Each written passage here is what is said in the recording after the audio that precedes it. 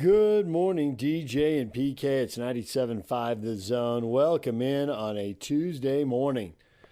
We've got a lot of football today. We got Kevin Graham coming up. We have a little basketball. We got BYU men's basketball coach Kevin Young. He joined us literally in the last segment of the show yesterday, so we'll play that for you early here in the 6 a.m. hour. But let's start by going up on the hill to Ute practice, and here is Utah quarterback Devon Dampier. Devon, Kyle said that Isaac is going to be your backup this year. How do you feel about him and kind of what you've seen from him? Yeah, obviously I think they had a great competition coming out. It took all this time for them to pick one, so our room is deep, and I'm happy Isaac won that spot, and I'm confident if he goes in there, he's going to do his thing. When you look at this offense, where do you feel like you can have the most success? Definitely in the area in the run game. Our O-line, when you're able to depend on the front, you can do a lot of things. I expect the holes to be really big, and I expect to have time back there in the pass game, so it makes my job really easy. How have your wide receivers looked this fall? Very good. Even from the summer, a lot of new guys came, and we're working by ourselves without the coaches there. So tremendous strides. We're clicking a lot more better, and yeah. Devon, you talked a lot about wanting to work on turnovers this offseason. Now that you've gotten basically a full fall camp under your belt, what do you feel like you've improved in that area? Yeah, just knowing when to take chances and when not to, and being able to use my legs when I need to as well. Just not forcing the balls that I was forcing last year. How much does facing and lining up against this defense make you better under center? Yeah, it's so hard to tell people how much you appreciate that, because it's in there in the game it's a lot easier than what I've been going against. So it's definitely a huge help for sure. You have a lot of offensive weapons. Who stood out the most this fall? I really can't single out one, but the receiver group definitely stepped up for sure. They definitely deserve their credit, and I thought they did well all around. For sure. You're wearing a Spider-Man earring. What's the kind of message behind that? I know you've been posting a lot about Spider-Man on social media as well. Yeah, my Spidey sense would be going on the field. That's why I'm gonna get sacked. Okay. So some other words. What an answer! Oh my gosh, there's so many of them. I think Larry had talked about how this summer was difficult as receivers trying to get things going. Can you kind of speak to how that can help you guys this year as you do move forward and building that connection with these guys? Yeah, just building that connection. Again, every team doesn't play the same defense, so just being able to go out there and you get different coverages and you know what each other is going to do. That's the best way to click as a quarterback to a receiver. Good answer. You're always perfect. What's the best thing about this offense? One more question. I have one. The best thing about the offensive line?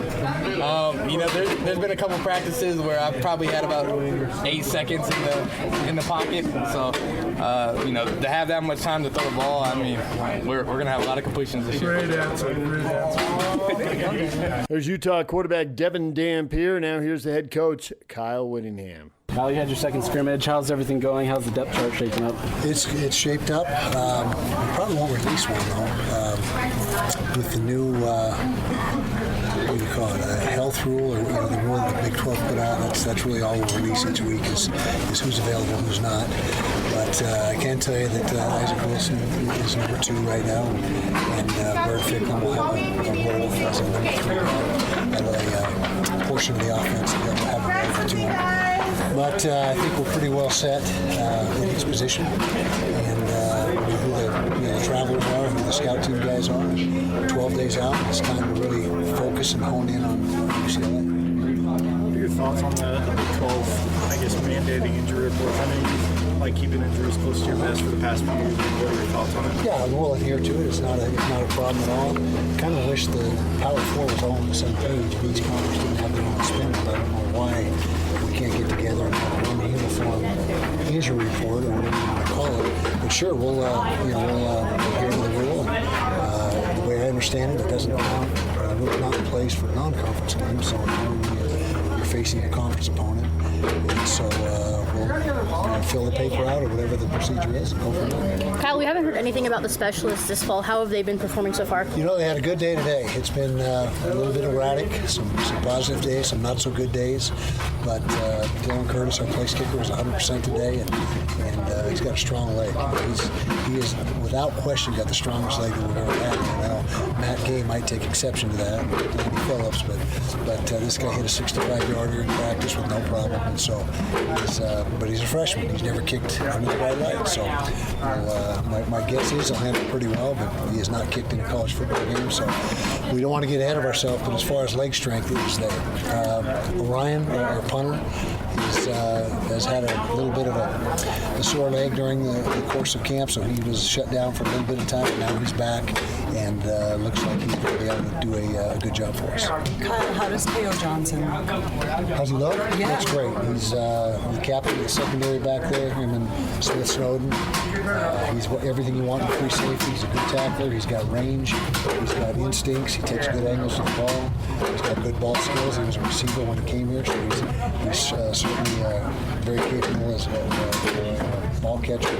So he's got size. He's 6'2" and about 200 pounds, so he's the whole package. Have you just seen that gradual growth with him every year? Ever since he got here, he's taken a step forward each year. And I can't remember when we moved him. I think it was after the freshman year we moved him to safety. But when we recruited him, we had that in mind. He may end up on that side of the ball. But I think he's really in the right spot. He's doing a good job. Where do you feel like Isaac has improved this offseason? Decision making, his clocking head, getting the ball out quicker, not holding on to it as long, accuracy, virtually across the board. And really, all those game reps he had last year, are paying dividends now. That there's really no substitute for game reps, and that's the big thing that we have going for him in that battle against Bert Fickman, is he's had reps at this level and Bert not. How's the wide receiver battle shaking out for you? Good. We know who the guys are, and we feel like we've got 5 or 6 guys who are going to really be in the mix and add to what we're doing. There's Utah football coach Kyle Whittingham. When we come back, Kevin Graham's talking football next. Don't miss your chance to win big every week on The Zone. This week on Win Ticket Wednesday, win tickets to see County Crows August 21st at the Utah First Credit Union Amphitheater. Don't miss County Crows, a complete suites tour with special guest, the Gaslight Anthem. Get tickets now at livenation.com. Listen to The Zone all day Wednesday for your chance to win. DJ PK, and we're joined now by Kevin Graham, longtime sports radio host here in Utah. Kevin, good morning. Good morning, gentlemen. Happy Monday. How are you guys doing today? Is everything all right? Are you two getting along? What's going on? It's all good, Kevin. He wears on me. We are so happy to be talking to you. I know. I just love when DJ makes the show political, throwing out like a 1960s president signing to allow the NFL to play football on Saturday. I'm listening to this past hour. I'm like, what? DJ, how you even know that? I don't even know. But I just bless his heart. Really? That's why the NFL plays on Saturday late in the season. That I never knew that. Things you learn on this program. That is why. So. That actually is why. And I threw it out there. I believe it was like, did the president sign something? I'm like, well, yes. The answer to that is yes. People were wondering. You act like it was an absurd question. It was. You said it was a law. We've covered it before. Who the hell signed the law? That's a basic question. Thought you went to Arizona State. Yeah, and Walter I studied. Cronkite is spinning and what in his happened grave. in '61 sure is relevant to today. Give me a 20-minute soccer update. Ready, go, like you did earlier. It is relevant. Well, what's funny is PK just being all sarcastic, thinking that wasn't even true, and then it was true. It was. It's a law. That's the logical. I asked the logical questions. I ain't softball TV city over here. You asked a logical question. I gave you a logical answer. Then why'd you make it sound so absurd? When your impression wasn't, he asked, did the president sign it? Did the president sign it? I think that was a loaded impression. You're guilty. Ha, ha, ha. Even you can't wiggle out of this one this time. Yeah, he does. He does wear on me, just in case you wonder, Kevin. Yes, he does. Yeah, no, I understand. But you know what, though? But keep the political theme you've started, DJ. College football and sports in general, I mean, the reason college football is so messed up is there's not a central organizing company, if that makes sense. A central organizing company. Or a commissioner. Like NFL has a company. Yes, you have all these owners, and they're all separate owners, but they still answer to the NFL, and the NFL negotiates on behalf of all the teams. It's all together in one. It's sports communism, sports socialism, but they're all thriving because they're making all the money. Was in the beginning? No. Right. No. So college football is slowly, glacially paced, moving that direction. I don't want to break to you, but they're not. The pros It's capitalism. The pros. It's not. SEC thinks they want all the money, so they're going to do that. They're going out negotiating on their behalf. Big Ten's floating these stupid 24 team ideas out there because they want the power and they want the money. Everybody's their own company, and you have no centralized. NCAA is a joke. I mean, as a Michigan fan, because I paid thousands of dollars for one of my daughters to go to Michigan. We're laughing at the NCAA, like $20 million. You have no. I'm Michigan. I don't even pay the NCAA. What are they going to do? Suspend you? They have no power. You want it to be like the pros. What do they do in the pros? Do they take away the Super Bowl? Do they take away scholarships? They fine them. And now the NCAA does something that the almighty pro does, and you call it a joke. Well, it's the same. That's all they can do. They don't have any power. They have no power. Then how does Goodell have any power if they fine somebody?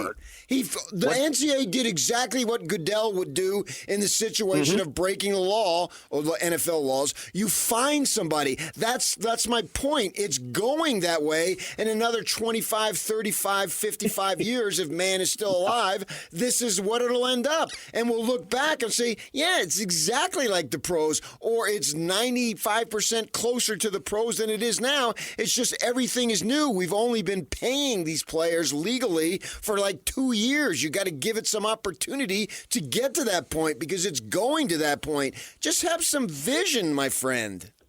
I know. I agree. And I'm not arguing against you because I totally 100% agree with you, PK. Welcome to my world. It should be that. But the NCAA, the have more power than the NCAA. They're all their separate entity. They need to come together as one, but they're not going to do it. I mean, if they would come together as one, could you imagine the amount of money? I mean, they're all making money now anyways, but if they were smart, you come together as one, now you negotiate as one to all these different TV networks and all these streaming services. The exact same thing the NFL is doing. And so you will reap so much money, but it's equal. And there'll be so many casualties employment-wise along the way because then you wouldn't have these need for commissioners, and they're making millions, so they're going to give up their millions. And once you start encroaching upon a man's money, it's every man for himself.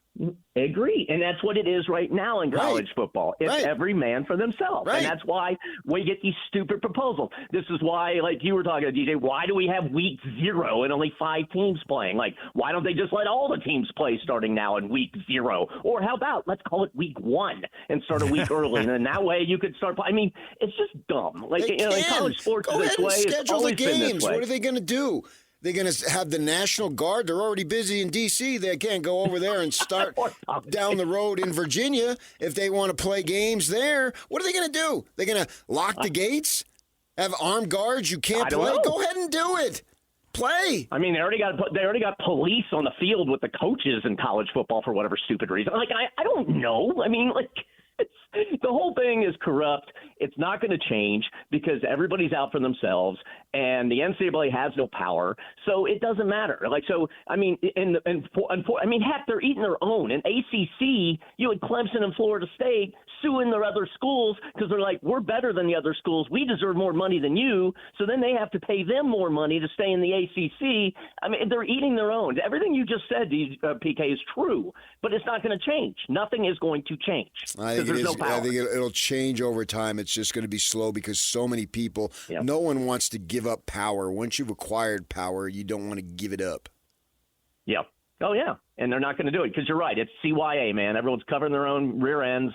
They don't want to lose their money. That's the way it's going to be. So, hey, you know what?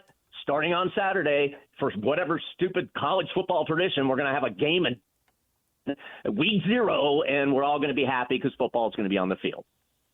True. They're just copying the NFL. Yeah, they're just copying the NFL. There was a loophole. They said, well, you could play if you have to go outside the continental U.S. because these teams have to go to Hawaii. And somebody said, why don't we go play in Ireland like the NFL? Mm-hmm. And here we are. Well, come in Utah, most people don't think that we're part of the U.S.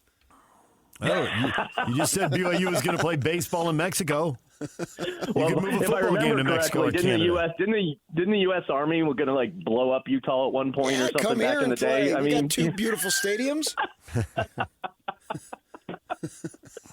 All because DJ brought the president into play about an hour ago. I don't know. I couldn't even tell you who the president was then, let alone I don't any either. rule that they did. Eisenhower? Who was the 1960s president? This would be really bad. This is where my after public they education. forced Nixon out of office, I gave up on it. Would have been before they DJ, forced who was Nixon president? out. 19 whatever. Well, it depends if it was signed in 60 or 61. I think it was 61. Which nerd. So it would have been JFK. And he thinks this JFK nerd was stuff is president. charming, not obnoxious. Well, he asked me a question, so I gave him an answer. He's a guest.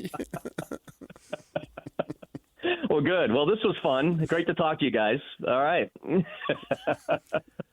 Which of the 5 playoff proposals are you picking? Stay at 12, go to 16 with only 5 conference champs, and then the committee picks the other 11. Go to 16 and do the Big Ten thing with 3rd place playing 6th place to get in. Go to 24, go to 28. What do you want?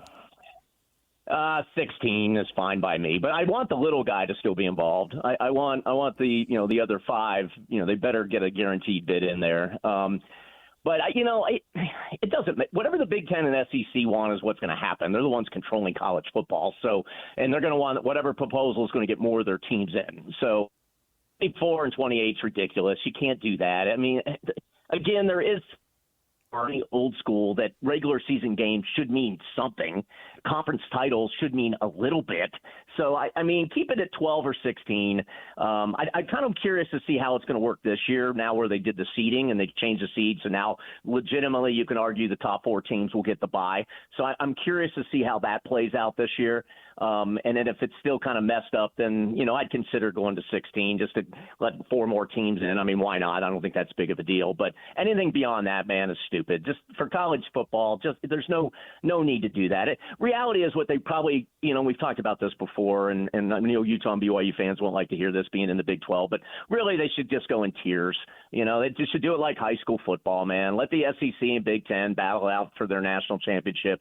Let the Big 12, ACC, maybe throw another conference or 2 in there. Let them battle for a championship. Let the little 5, let them go and do their own championship. And then that way we have a bunch of winners and everybody will be happy. Everyone will make money and we'll just move along. That's a stupid idea. Well, that's another direction it's going to go, PK, because, again, there's no central force to coordinate anything. And the Big Ten and the SEC, they're the ones controlling. You have the ones controlling college football right now. So they're making any move they make is going to benefit those 2. I mean, sure, let's go to 24, 28 teams, and we're each going to have 7 teams in. Oh, and hey, little Big 12 and ACC, we'll give you 5 each. And what's the difference, though? They already got 4. Ohio State finished 4th in the conference and got in. Yep. So it's already happening. I think you're leaving out a critical component of decision-making, and I think it's the executives in television. Well, yeah, no doubt. No, is yes, because they're the ones that are funding it all. They have the money. So you're right. They are dictating a lot of what is going on, or at least those ideas are being floated to ESPN, and they're saying, well, yeah, we'll give you a few more billion if you do this. No, we're not going to pay a few more billion for this. So, yeah, you are right on that. Yes. NFL preseason football is happening. Have you seen anything that you think is real? Any of these young quarterbacks that everybody's talking about, you think they're real, or you can't tell because it's preseason football, and get back to me in September when the real games start? I will say no. I mean, you got to wait till the real games start. I think the preseason's a joke in that regard. But I did watch my Jets lose to the Giants, and what is it? I think he didn't go Corner Canyon, and then where Jackson Dart went. He looked really good. Like against the Jets' second and third stringers. Like not just how he was throwing the ball was good, but you just see his leadership. You could just see that the players were motivated to play with him. So I actually was impressed. It sucks. I mean, he's just past his prime, and so Dart will end up being the starting quarterback with the Giants at some point.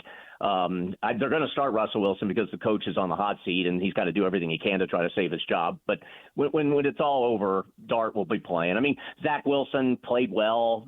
That's great. I mean, more likely he is going to play this year because, unfortunately, Tua just gets hurt every year and gets a concussion every year. So, him actually performing well, I thought was at least good for him. McDaniel actually, as much as he's going to get fired after this year, I mean, he is an offensive guru, and maybe, with Wilson finally, playing under Peyton last year and now playing under McDaniel, maybe he'll get his game right a little bit. So, we'll see on that. But, otherwise, I mean, Caleb Williams played well last night against the Bills. Bills were awful. Bills did not play, I don't think, starters. So, again, I don't know how much you can, read in that. I mean, other than that, I mean, there's nothing really that you can get out of it more so than, if you're a real geek and you really are digging in because you want to know who's going to make the roster at number 52 or number 53 on the roster and play on special teams, then, yeah, maybe you're into this. But, I mean, let's face it, after the first quarter, the game doesn't matter usually the rest of the way. And in the case of last night's game, like I said, the Bills didn't even play any of their starters, so the game didn't matter at all. I mean, again, you want to talk about stupidity, like the preseason is dumb. I mean, it really they do it again for money and everything else, but I foresee that we'll go down to 2 games in the preseason at some point, and they'll probably add another regular season game so we can get up to 18 regular season games. And I'm not opposed to that. The more NFL, the better. The more games that count, the better for me. Right. That's why the NFL is a mess. There's no leadership. College doesn't have that. They just go right into the season. They don't mess around with this nonsense that the fans don't care about. They've got it right. The whole first hour ripping college, and now you're defending college. It's amazing to me. You spent the whole first half of the segment praising the NFL. Now you're ripping it. Well, because they're playing preseason games that don't matter. Again, it's common sense, but the NFL can do whatever they want. I mean, that's how they rule the world when it comes to sports. You're sitting there talking about, that's meaningful to me. Like, dude, no, it's not. Football, NFL, college, those are the 2 things that mean the most. NFL knows what they're doing. College is eating themselves up and eating their own. That's the summation. But again, end game is when they get on the field, it's awesome. Hell, I was on a freaking preseason game the Jets. Why did I do that? Because you know what? Maybe I don't know because I'm a dumb fan and I thought maybe the Jets will win a preseason game with a bunch of backup players. And guess what happened? As usually happens in my case, I lost my $10. So I don't know. It's fun. All right. It's not rational. I hesitate to bring this up, but I think it has to be said, so I'm going to go ahead and do it even if I get roasted for it. I heard the president signed a law in the 90s that you had to move every 18 months, and I heard you've moved again to comply with the law. Is that true? I did. I'm in Charlotte now. You're in Charlotte? I'm in the East Coast. Okay. I am in the Charlotte area. My parents live here. They retired here 17 years ago. They're older. They both have some health issues. I was getting tired of paying taxes in California, and I'm tired, semi-employed, whatever way you want to put it. So you know what? I'll go to Charlotte and I'll hang on the East Coast, and I'm glad I did because I don't know if you guys' parents are still around or whatnot, but they're older, they got some heart issues, so I'm helping them out, and so now I'm here. Here I am, living in my parents' basement. Okay, well that is noble, helping your parents out and taking care of family. Good for you there. Yeah. Because you're in Charlotte now, I'm wondering what's the coverage like of Bill Belichick? How's that going? How do you think it's going to go? Because we're all, even if we're not way into it, and we're not because we're on this side of the country, we're going to glance at it once in a while because he's Bill Belichick. Oh, yeah. No, it's interesting because it's kind of like what PK was saying about what's happened to Arizona, what happened to the Phoenix area. This is a very big college area, obviously, being now ACC, more college basketball than college football. But the Carolina Panthers are really dominating most of the coverage in the Charlotte area. They are now kind of the team that's focused on. But with that said, there are a lot of UNC fans, Duke fans as well here. And I think everybody's optimistic to see what happens on the field. But Belichick's being Bell. Did you guys read that part? Like, he's not even going to do the Bill Belichick show.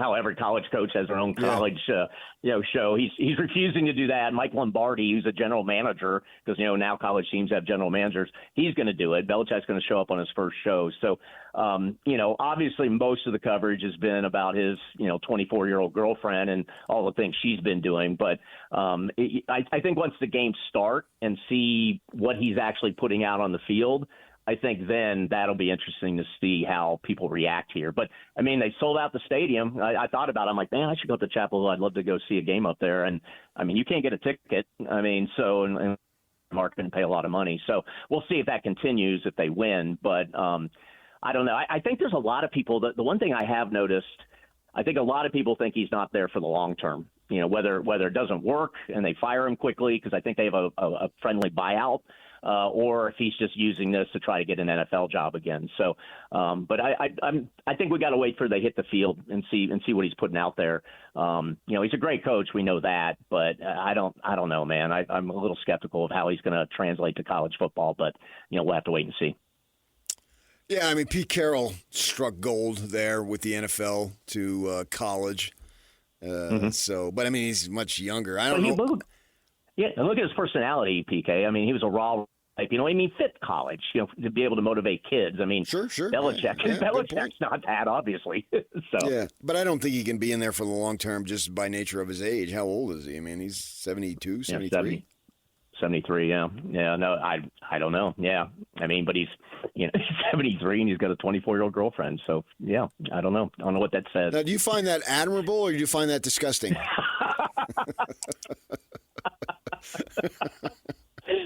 I will say he has a lot of money, so I think there's a reason maybe that he. Where there's a will, there's a way. You know. You know, as a single divorced human, I'm not going to comment on that. I just, it's just a little, Keeping your options open, Kevin. You got to keep your options open. As I just recently stated, I may not have the money Bill Belichick has. So, yeah, so no. Man, this is going to be a fun year. I can't wait for Mondays. So. All right. Hey, the lottery is illegal in North Carolina. You never know. You never know. All right, no comment. Okay. All right. Is that it? We can end on that. Should we leave it right there, Kevin? Let you regroup? I think we should. If your parents are into this conversation, you're going to be grounded. You guys stop. Okay. This is my life, man. I sometimes wonder what happened to my life. I wonder if I would have just stayed in Salt Lake, what would have happened? So let me ponder that for a while. All right. Ponder that. We appreciate having you on. Great. Thanks, gentlemen. We will talk to you next week. All right. Thanks, Kevin. I cannot wait. Goodbye. There's Kevin Graham, DJ and PK, proudly presented by our title sponsor, Black Desert Resort, Utah's premier golf resort. When we come back, BYU basketball coach Kevin Young talking hoops next. Stay with us. DJ and PK, it's time now to talk BYU basketball with the coach, Kevin Young. Coach, good morning.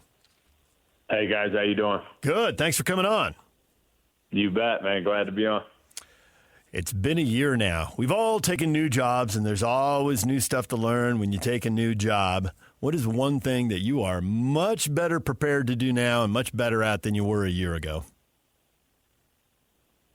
I think just attacking kind of this I guess, training camp preseason, just a lot greater understanding of what I want it to look like, knowing exactly what we're going to be going up against. I mean, that was the hard part last year, just kind of, I was watching obviously a lot of film trying to get ready, but now having a year under our belt, especially with continuity on the staff, we feel like we're ahead of the game from that standpoint, which we feel good about.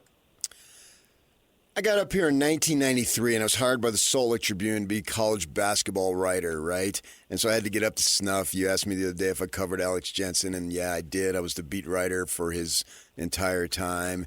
And it was BYU. The logic was, hey, we got to get the best LDS talent, and then we augment it. And then fast forward to the April before last, and you're there at the Marriott Center. We're sitting in the audience, and you're talking about things that I'm thinking, yeah, right. And I told you I grew up in New Jersey for a good part before moving to Arizona. So I have that Jersey skepticism, and I think, yeah, sure, Coach. But sure enough, man, you've done it, and everything you said you were going to do, you've been able to do, and it's been just amazing to watch you roll with the basketball program. And I'm wondering, my question as I get to it, is that when you took the job, you had an entirely different outlook than all of your predecessors, and so far you've been able to achieve that. How did you come into the job with a philosophy of recruiting the best talent not if it's LDS, so be it, but your philosophy has been so different than the predecessors, and I'm wondering, how did you dream up in your mind that before you took the job and then be able to execute it so far? I think there's a lot that goes into it. I think just one big picture in terms of your specific question, it's, I don't know, that's just kind of how my mind has always sort of operated. I just want to, I think I can do whatever I set my mind to do. Now, obviously, things are going to be really, really hard. There's, you're not always going to hit, a home run and so forth. But, I just want to build on the success that BYU's had, and I felt like it was honestly a timing thing, going into the Big 12, combine that with, my NBA background and my history in that league, and then you talk about NIL. It's just like this perfect storm of things happening all at the same time. And I felt like if we, didn't limit ourselves and really set out to do what you mentioned there, I felt like with all those factors kind of in this big tornado at one time, I wanted to at least try to, push the envelope. And that was kind of the philosophy behind it. When you do that, you inevitably have to tell people who have planned their whole lives about going to BYU and being on the basketball team, and they find out that's no longer possible. Some of those people have powerful parents, boosters, donors, and all that. How hard has it been to break the news to people who are pretty sure that they were going there based on what they'd seen for the previous 20, 30, 40 years, that's not going to happen? Because it looks like you're only taking 1, 2, maybe 3 high school kids a year, and 3 might be a reach.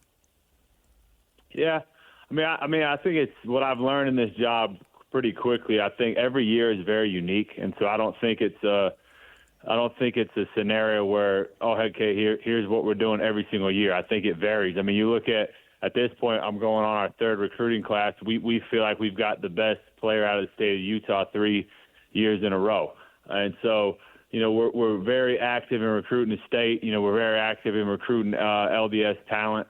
And so there's a lot that goes on behind the scenes that people don't see in terms of us, recruiting kids and planting seeds. And also, too, I do feel like it's really important to mention that, in this era of the transfers and the portal, you never know what's going to happen.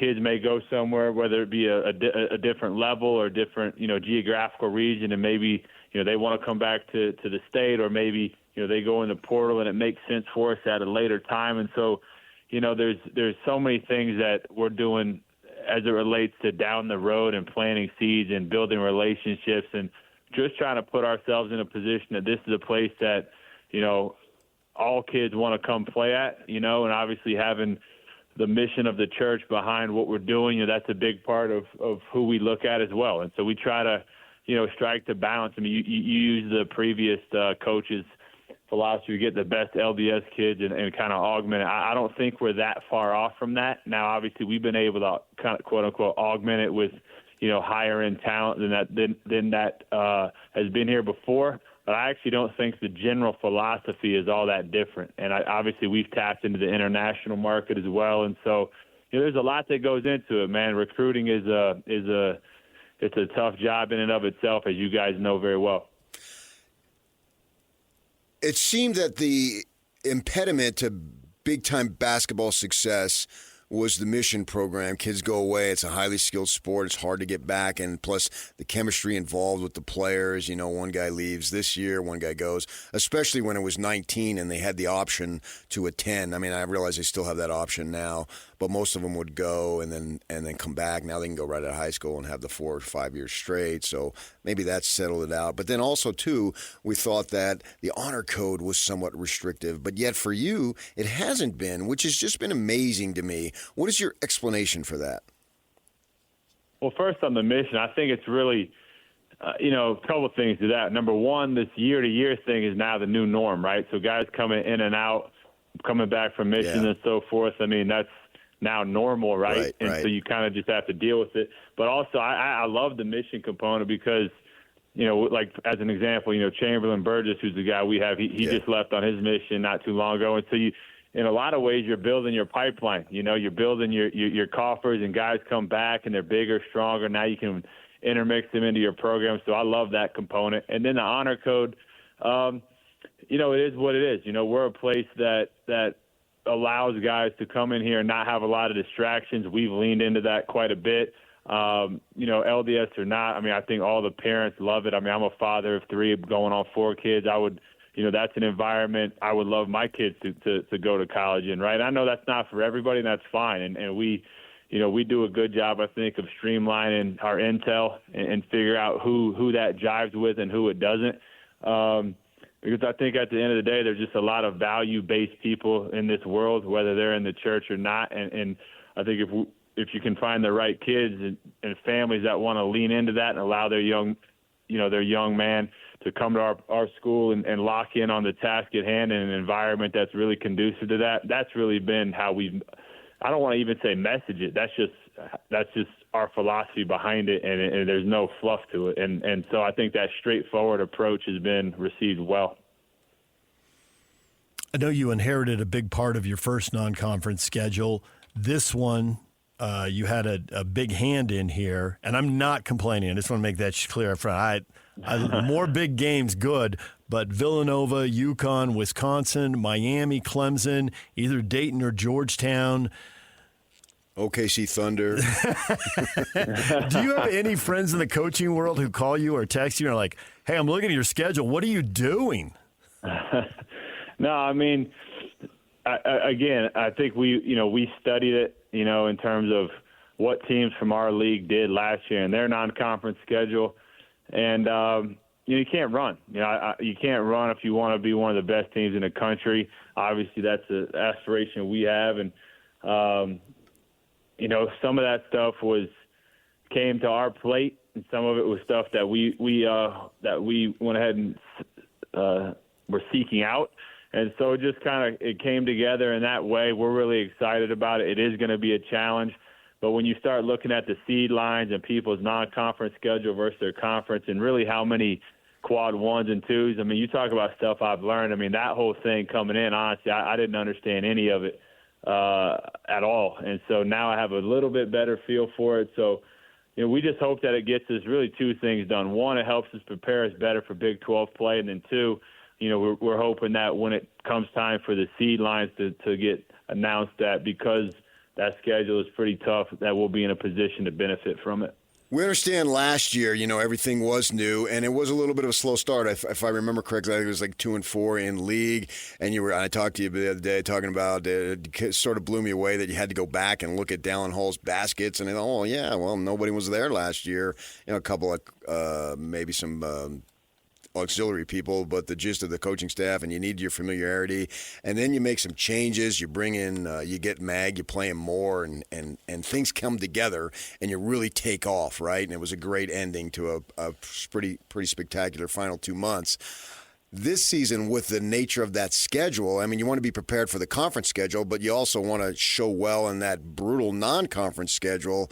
What are you going to do to try to get the gel earlier rather than in January? You see what I'm saying there? Yeah, absolutely. Number one, we've had guys in on campus, all summer early. We even had some guys in for the spring, which was awesome. I think there's a lot, I think, that helps us be better there. Number one, continuity, just from a staff perspective. There's a lot less guesswork in terms of what we want to do, what we want to, I think, be about on both sides of the ball, particularly defensively. There's a lot more clarity for me. So I think that's a big part of it. But really, man, just trying to get these guys to this particular group of talent to come together, and that's really what our summer has been focused on. Less, elbow here, right foot there, this type of specific coaching. It's concepts, continuity, and let these guys play, right, and try to get these guys to come together. That is going to be the most important thing for this group.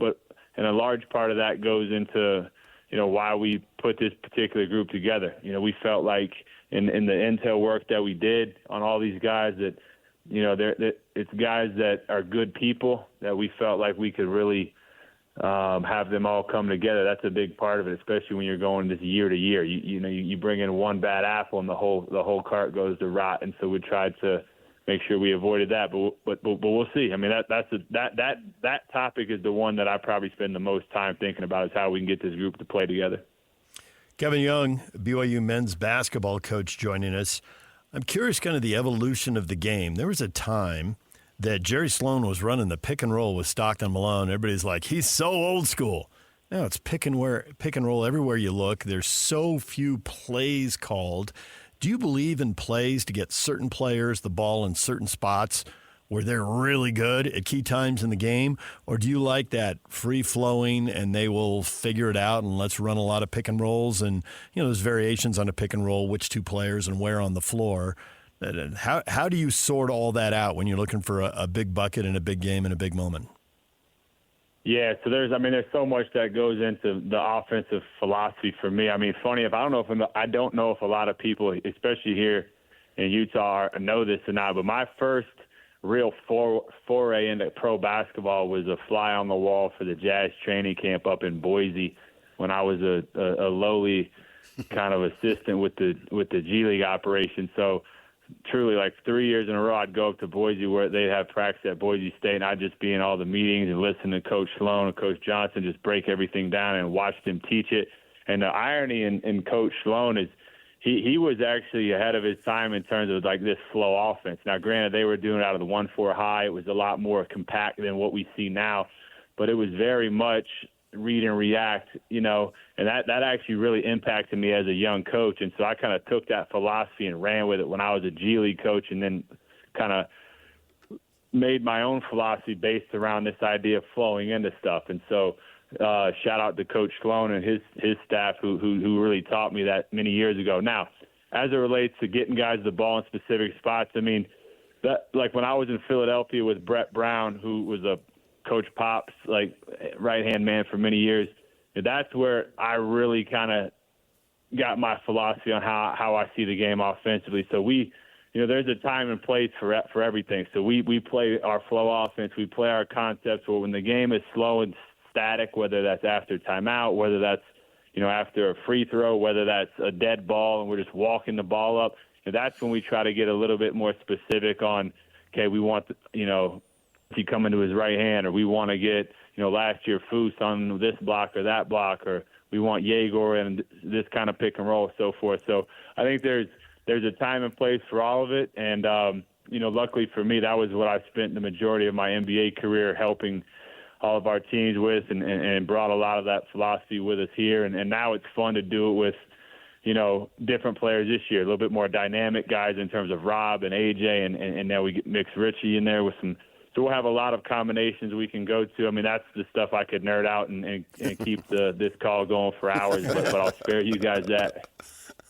Well, you mentioned three guys, obviously supreme players, can be very good offensively, can break down defenses, get to the basket and all that. So you'll certainly have rim attackers from the offensive standpoint. You mentioned Foose, and it seemed like, when the defense maybe had you locked down, you could throw to him and he could power his left shoulder to the hoop.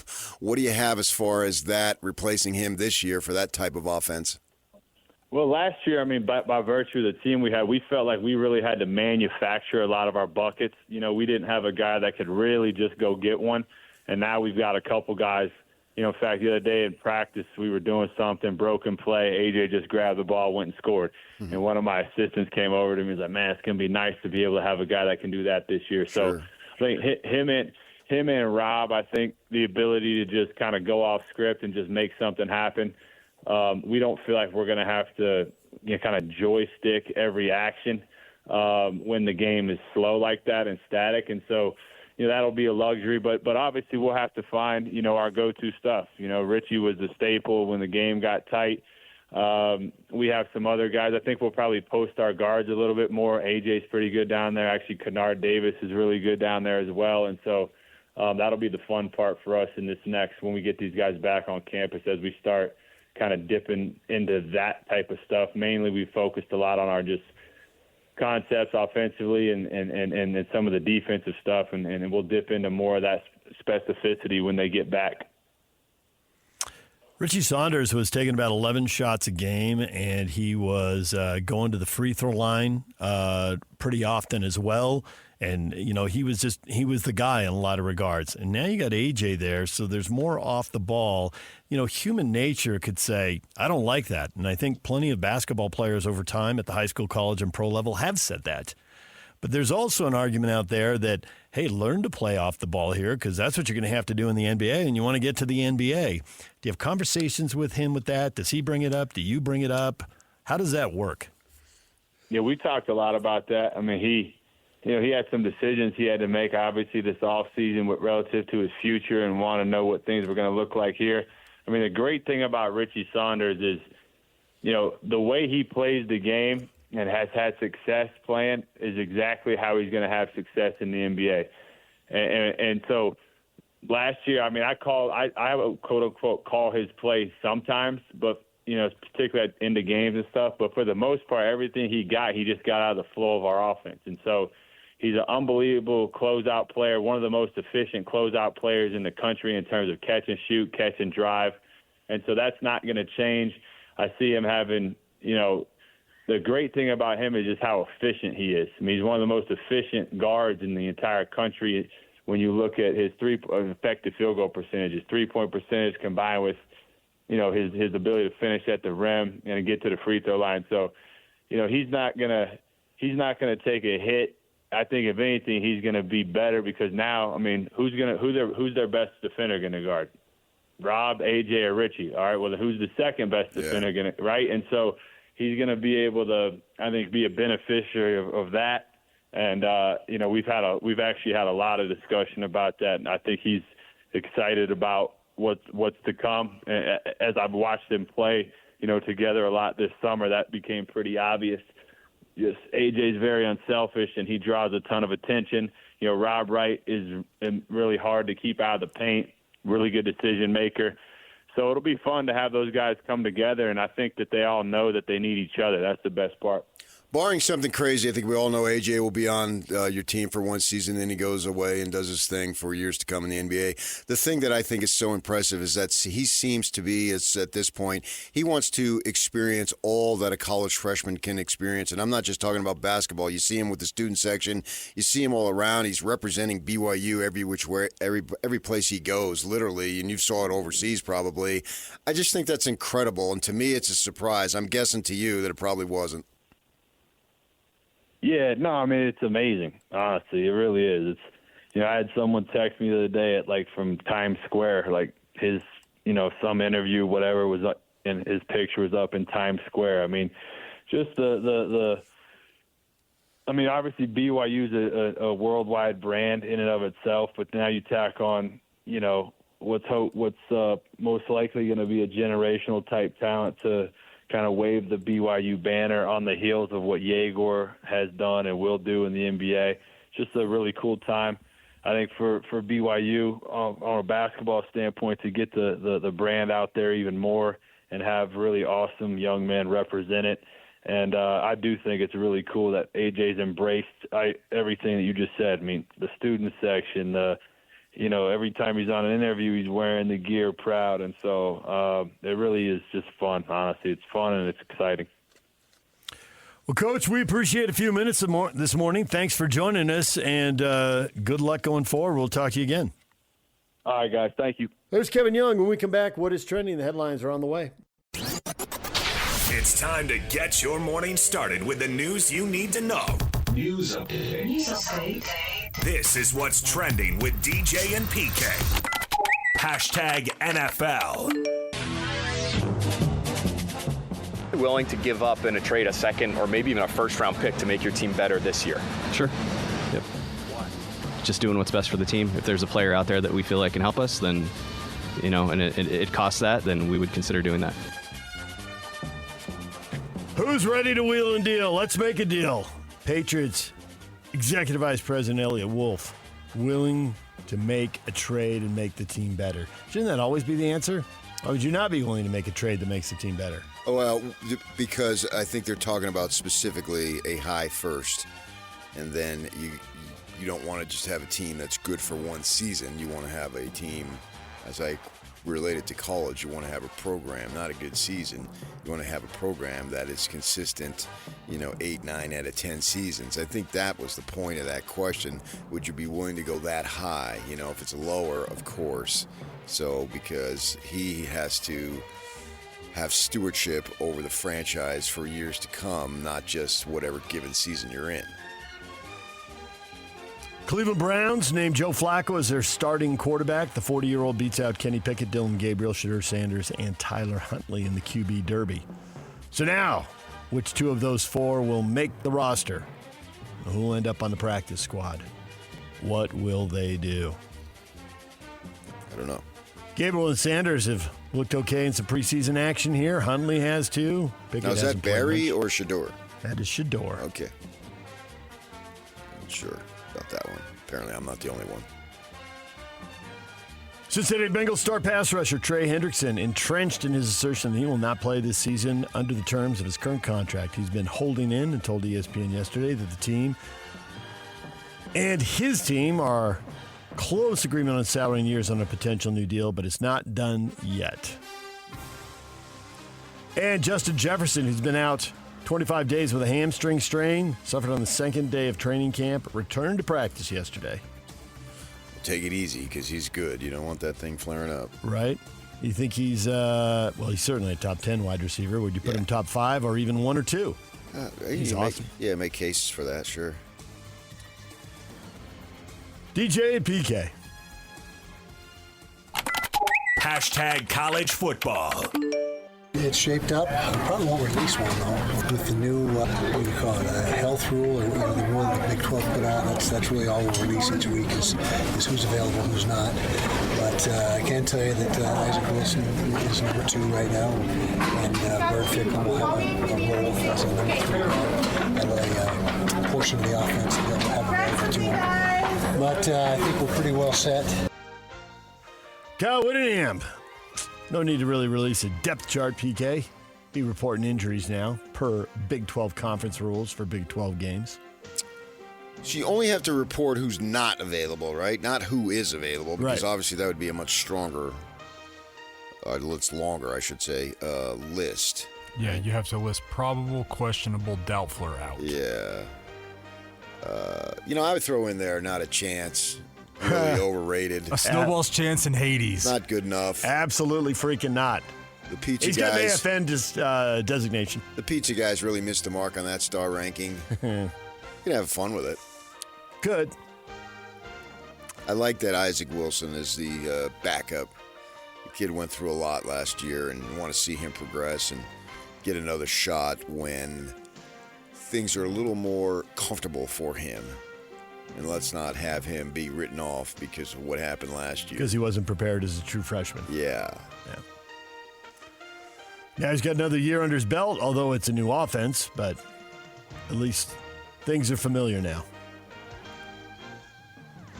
Spencer Fano, first team preseason AP All-American. I imagine the surprise meter didn't even move at your house when you heard that news. Well, Spencer Fano, it's just a question of which single-digit pick he will be taken at in, next April, early May, whenever they have that draft. And, yeah, it's a guaranteed lock.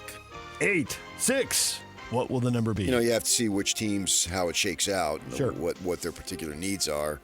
But, I think top 5 is legitimate. They usually don't go 1 or 2 and see what happens there. But it seems by position, it seems like quarterback, tackle, star pass rusher. That's usually one. Those are the 3 positions. So should be top 5, no more than top 10. I mean, this kid is just a player. He's been a player forever.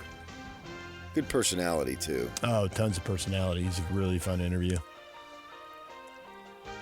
And as far as Kyle on the depth chart, since everyone's got a guy or guys, multiple people who are out there preparing for the transfer portal, doesn't everybody put everybody's depth chart together?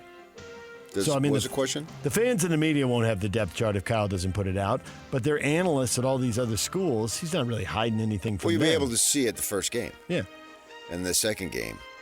I mean, they literally list, you go for sports information, and there's usually about 4 or 5 of them that they have there, maybe a couple more at the game. And when the offense runs out, those people, they each have their, I got line, I got receivers, whatever it might be, I got DBs, and then they track it because that's a statistic that they keep in terms of number of games started. So I don't understand him doing this because there are no secrets there as far as that goes. And even if they were, who cares? But you're going to make me do something, I'm going to show you. Texas Tech running back Quentin Joyner, one of their transfer portal additions this season, a Texas high school kid who went off to USC, returned to Texas Tech, but torn ACL non-contact injury Saturday. Projected to be the starting running back, he is now out for the year. Well, that's two things there. It's a blow to the team, but most importantly, it's a blow to the young man to have that situation there.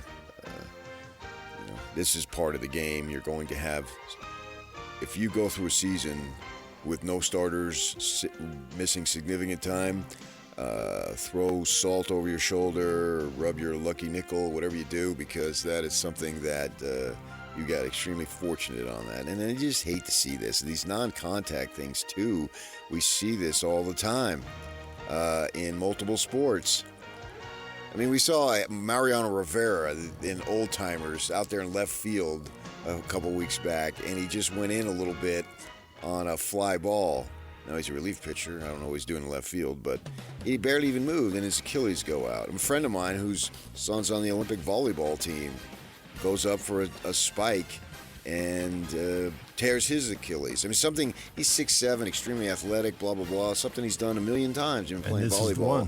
Yeah, and he's with a shot to make the U.S. Olympic team for the Olympic Games. Now, he's still got time because this just happened a few weeks ago.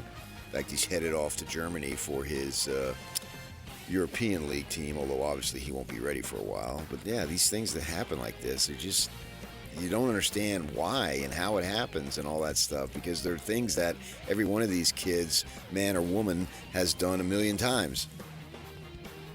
Ohio State names former Alabama transfer Julian Sayin as the Buckeyes' starting quarterback. Well, I knew he was going to be the starter. I mean, just saying. There it is. Just saying. He's a 5-star, all that stuff. Everybody wanted him. I think he was at Alabama first, wasn't he? Yep. And moved over after Saban retired. Oklahoma's offering fans a chance to attend post-game news conferences for a price. It's one of the Sooner Magic Memory offerings. The program is created to give fans greater access this season. Cost for two people to sit in on the media session after the Oklahoma-Michigan game is $692.11. The cost to attend the post-game press conference of the SEC opener against Auburn, $576.86. Illinois State, you get it for the low price of $461.61. I don't know why anyone would do that. Having sat in a lot of them. Well, one thing, they got to make sure they're not in the way. Well, and the Illinois State one apparently is already sold out. Do not get in the way, because that's a work environment. It bugs me when I see these guys bring their kids and sit them on their lap. This is a work environment here. Jobs are at stake for these media people who are barely making enough money, and you don't want them getting in the way. I like the way Utah does it. They've got a glass thing, two glass things behind and to the side, and then the room is self-contained there for the people who are working. If you're in that room, you should be working. But if it's something like Utah has, which is really good, and then normally they have the audio piped out. The station that covers them plays it anyway. Yeah, that's good enough, isn't it? Yeah. And you can see Rob press conferences posted wherever, so I don't know why you'd want to sit in the room. You know, I've seen people putting them up on Facebook pages and YouTube. I know they do that. They're up on YouTube within 20 minutes or something. I think that it's part of extending the celebration if you win. If Absolutely. you lose, nobody wants to. You just want to get out of there, right? Click. But if you win...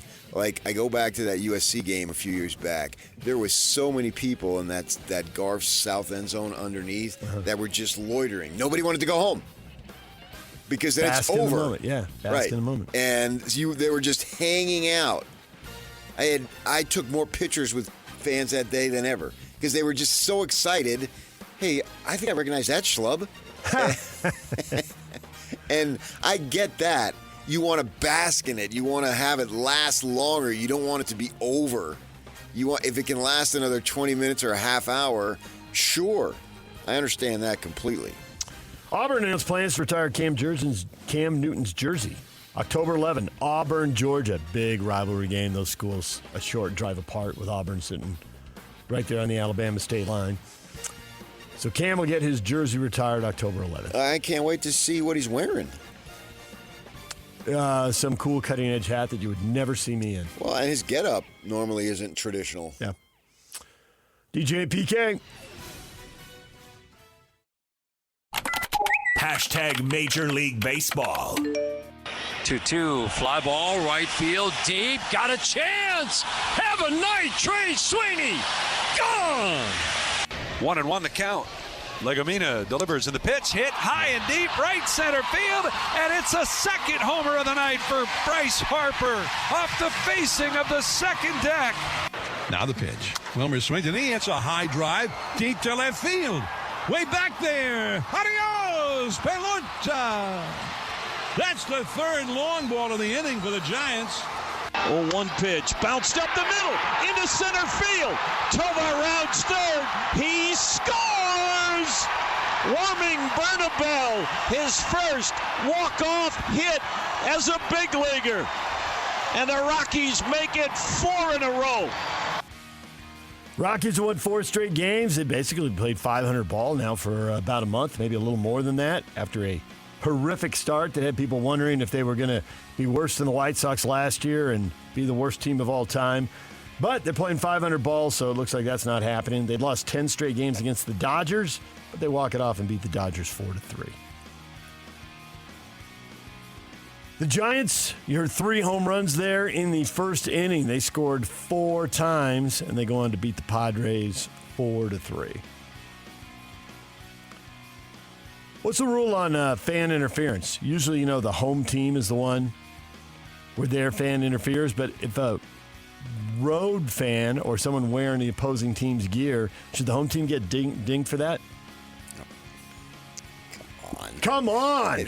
That was a home run in the second inning. It was a home run. But it wasn't the Giant fan who hit it. He whiffed. It doesn't matter what fan is. It's a person interfering. Did the person interfere with the ball or didn't he? Yeah, I couldn't care less what he's wearing. I thought he did. I don't want a Padre fan.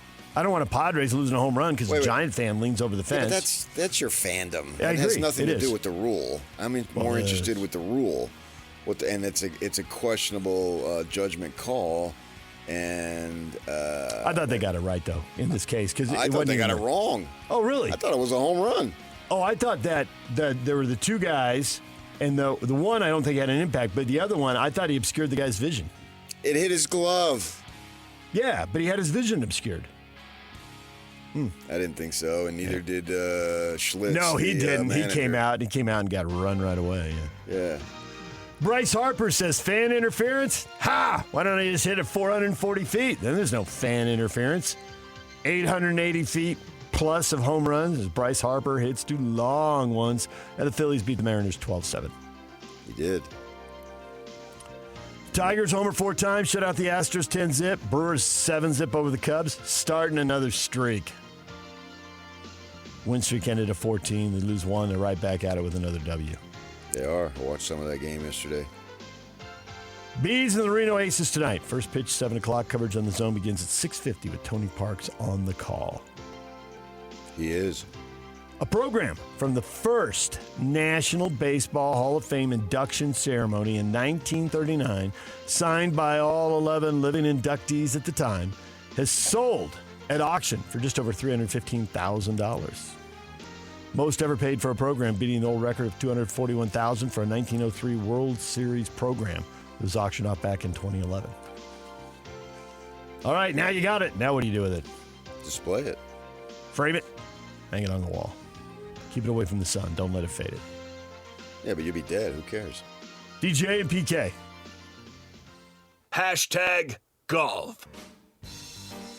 The second TGL season, a.k.a. the Golf League, will tee off December 28th with a rematch of the Season 1 championship between the Atlanta Drive Golf Club and the New York Golf Club at the SoFi Center in Palm Beach Gardens, Florida. Indoor I'm so there. turf. They're able to mess with the green and change it, hitting the world's biggest simulator. Interview celebs during it. Yep. It's awesome. What is Trending is brought to you by Shamrock Plumbing. There's no job too big or too small. Get the personal touch with Shamrock Plumbing. Time now to bring in the director of The Streak.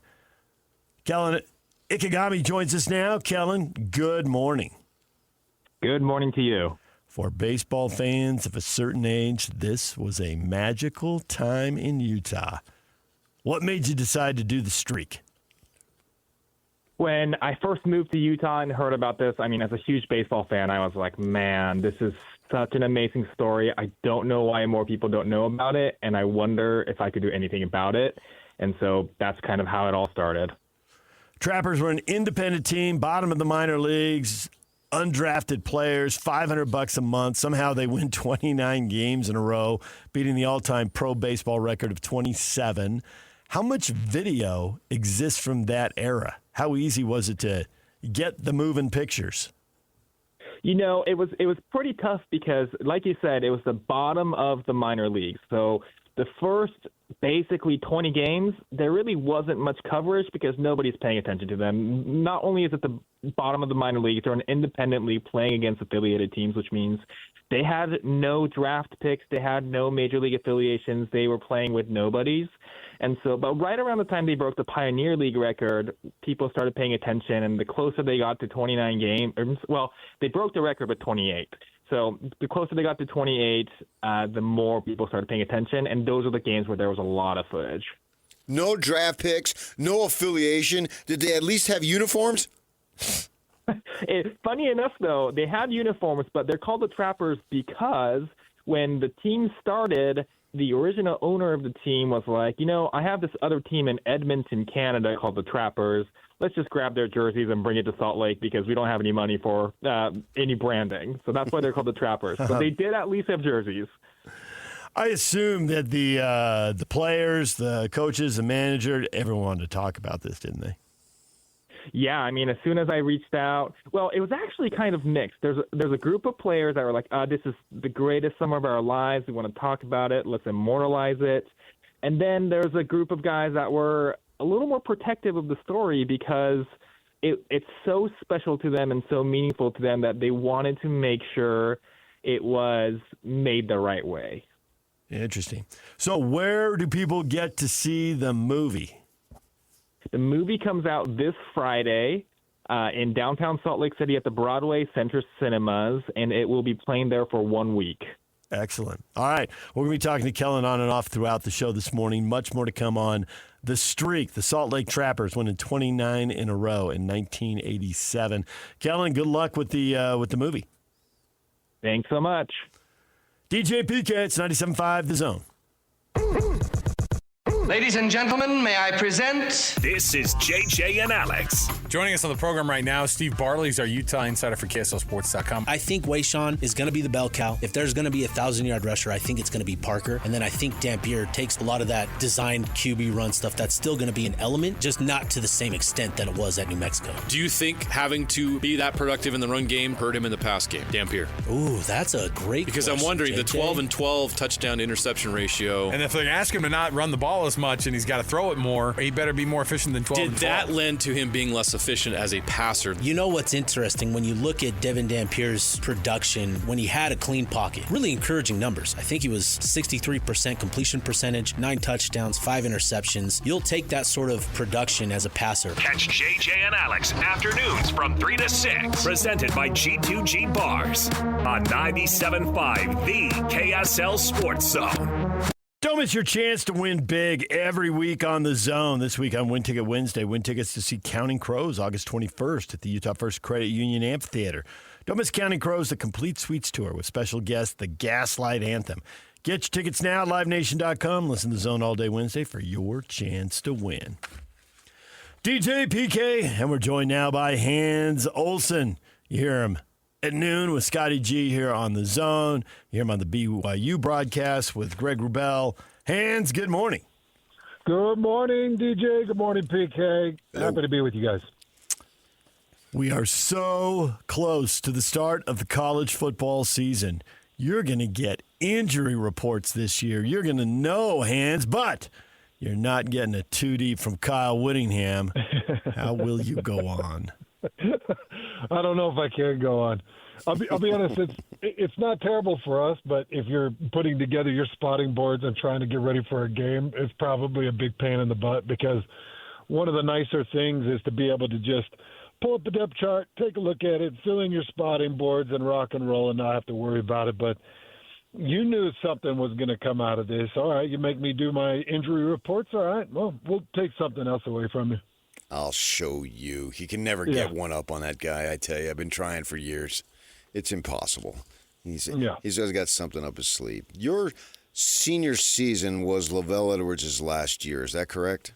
Yeah. We left together. And so the situation with the quarterback, if I remember, Doman was gone, and then you had 2 or 3 guys, or maybe Brandon was on that team.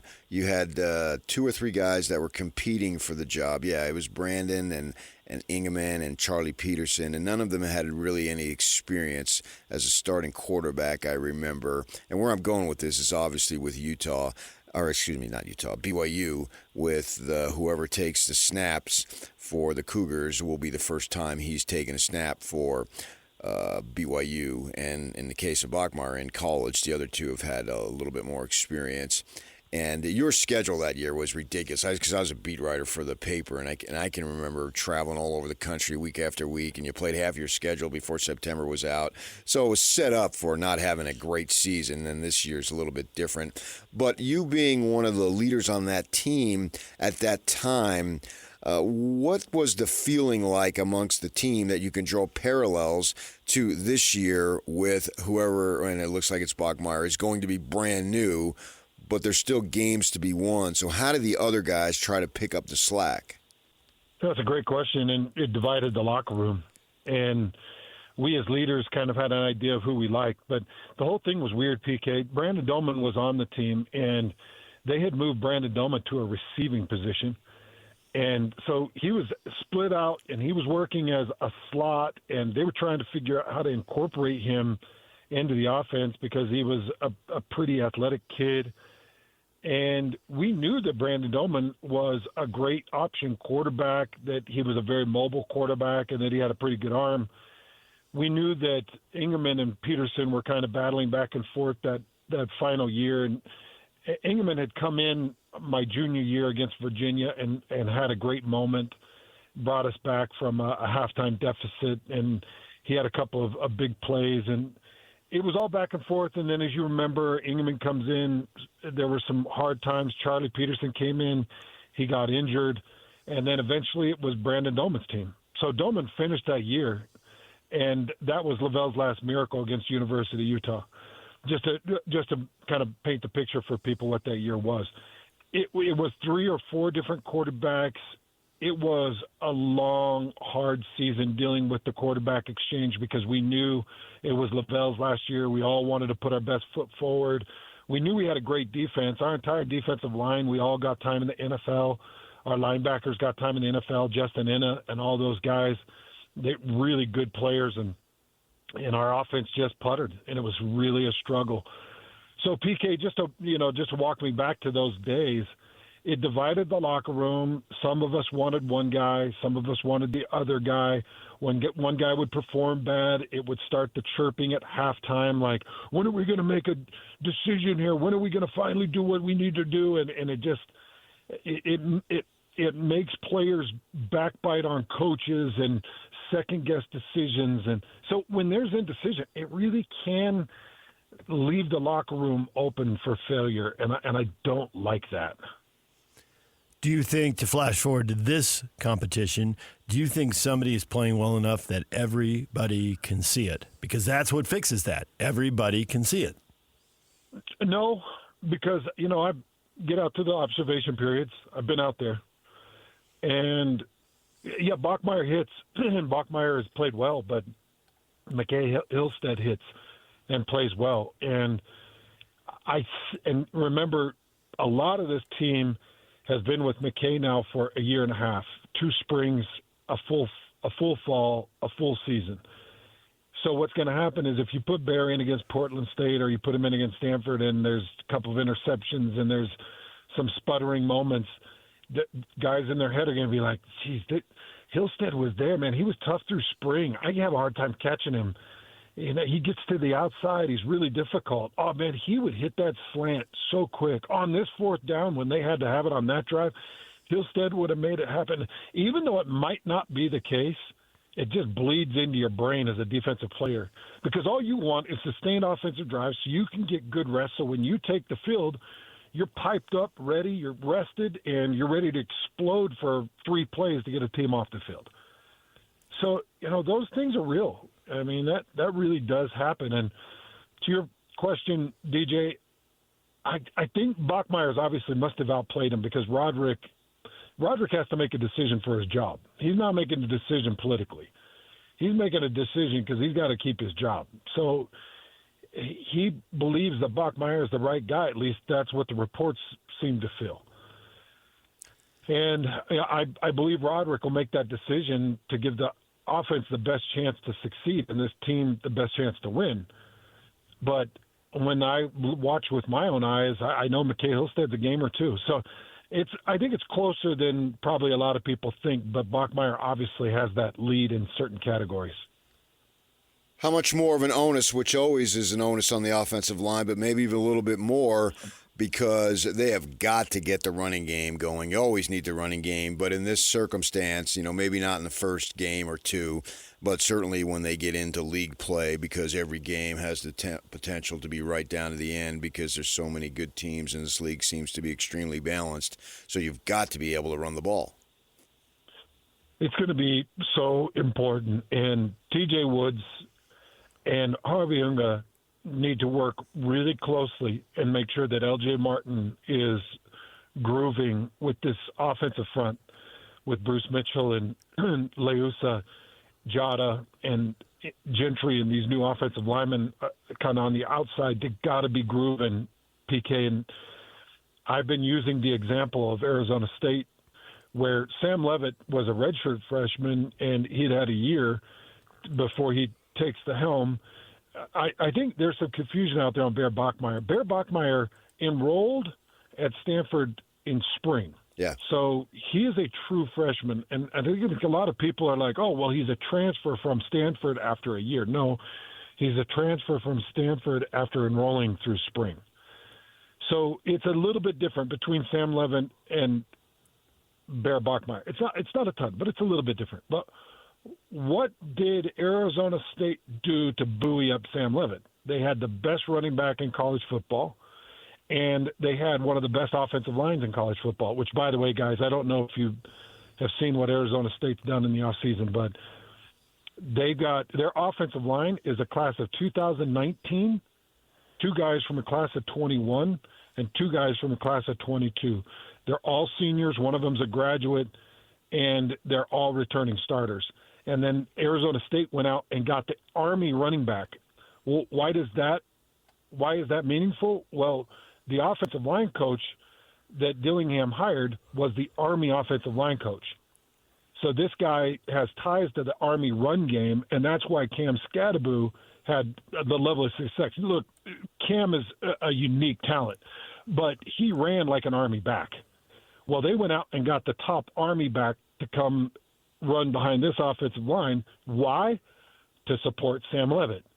So the reason I'm bringing this up is to your question.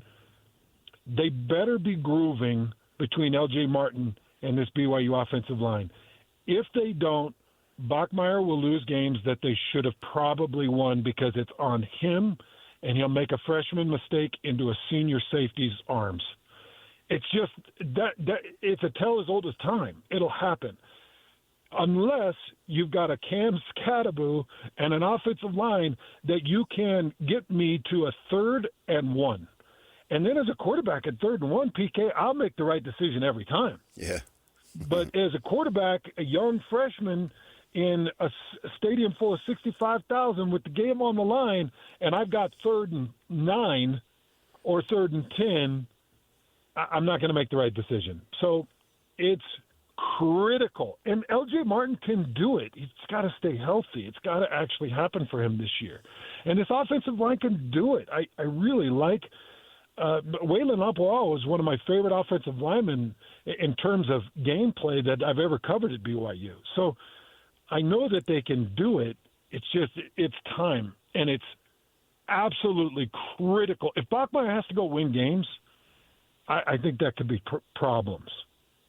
So that's not just the run game, that's the defense. That leads right into the next question. Is the defense going to be good enough that instead of winning 28-24, they can win 17-14 or 20-17? Can the defense lower the bar for what the offense has to do to win the game? Yeah, I think they can, and they're really good. I'm hoping this Justin Kirkland kid can get back as quick as possible. The defensive tackle from Oklahoma State. I don't know any details on him, only the reports that I've seen from Mitch Harper, our BYU insider, saying that, the coaches have admitted that he's maybe not there or ready, and we don't know when he's going to be available. So that's worrisome to me, but it's going to be the best. I think this will be the best trio of linebackers in the Big 12. I think Utah will probably push and compete for that with DeMooney back. That's going to be a really good trio between Barton, DeMooney, and what they've got there. But I think it's good linebackers. I'm hoping that Johnson and Bamba can work down the corners. I think they've got great safeties, but you're going to have Bamba. I would say that this is going to be a point, maybe 2 points better than last year's defense, DJ. So I think that they could maybe cut off another field goal, maybe another touchdown out of a game, and keep you around that 20 to 24 point range. Under the circumstances, breaking in a newbie at quarterback, how much do you like to schedule early with those 3 non-conference games? Because it seems favorable for BYU to have these guys this season. Yeah, it does, huh? And I like it.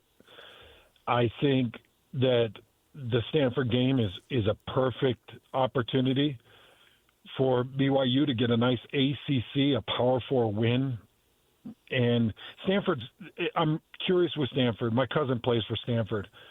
And spring has been interesting, and the Andrew Luck component has been interesting. So I think that there's things to be leery of and watch for, because you don't want Stanford to be a surprise. But Portland State will be a nice cleanup, and I would suggest leaving Bachmeier in through parts of the fourth quarter just to keep the timing and rhythm and make sure it's a nice 40-plus point win, because I don't think this Portland State team has much talent at all.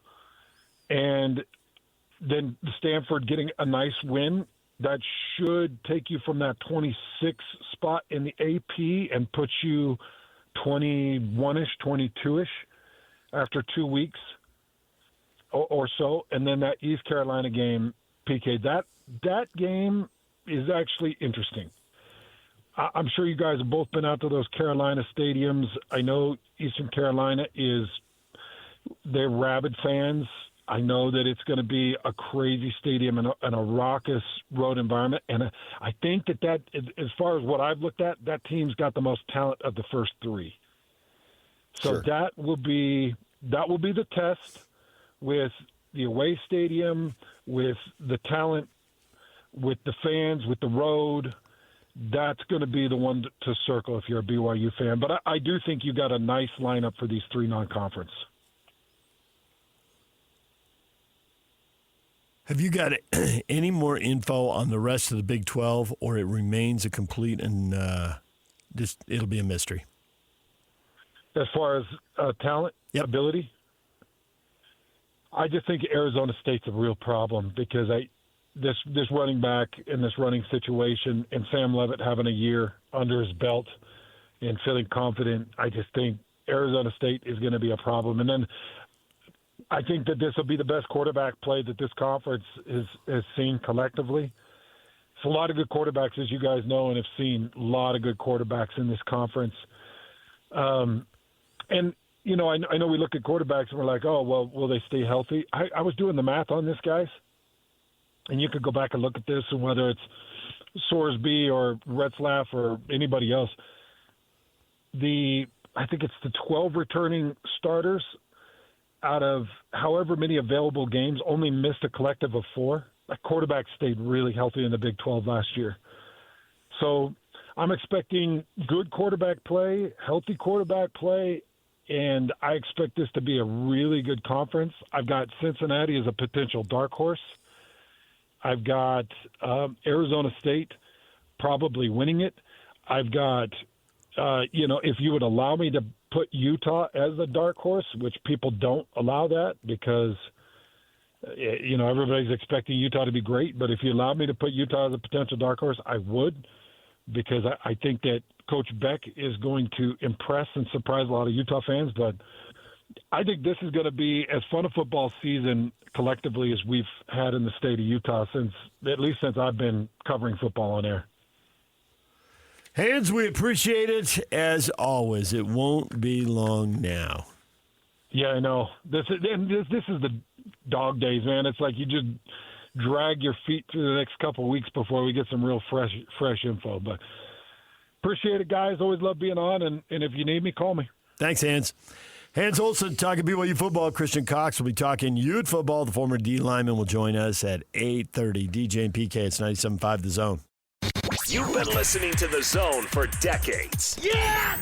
But now you can watch the guys break down your favorite teams. Some viewers may find the following video disturbing. Viewer discretion is advised. Catch the video stream of DJ and PK, Jake and Ben, Hanson, Scotty, and JJ and Alex right now at KSLSports.com or by searching KSL Sports on YouTube. Utah's best sports radio is on air, online, and on the KSL Sports app. This is 97.5, the KSL Sports Zone. The band of the day today is Linkin Park, brought to you by Live Nation. For all the live concerts events in 2025, check out livenation.com. You listen to Hans talk about BYU. We know everything there is to know now. We can only know more by seeing games. Oh, yeah, for sure. Yeah. Yeah. It's the dog days. We're all on pause. Well, everything is set at this point across the country. You just had the Buckeyes naming their quarterback. Cal named their quarterback yesterday. I assume BYU is going to have media availability today. They know what's out there. So there's no point in hiding it, and you want everybody to rally around your guy. And this kid has an opportunity to set himself up nice. I don't know that he's going to take the world by storm this year. He's still a freshman. But, Levitt was a redshirt freshman, but he wasn't a redshirt freshman for ASU. He's a freshman year was Michigan State. And obviously with that coach, that thing went sideways, so he got out of there. And he comes to a brand new system. Marcus Arroyo is their coordinator. He's been around the block many, many times. He's really good. He's a head coach in waiting. He had an opportunity at UNLV before the stadium and everything. I think UNLV has a little more momentum now than they had in those days. But that was brand new. The point I'm making, so you had a brand new coordinator and a redshirt freshman. Now, I believe he did have spring ball. Bachmeier obviously didn't. But he had it with Stanford.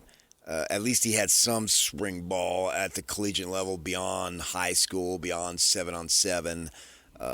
But, it's not ideal under any circumstance, but they have this opportunity to grow with this kid. And if you can manage to find a way to get 8 wins, obviously things would be looking up big time for the next couple of years. So we'll see. I can't predict it.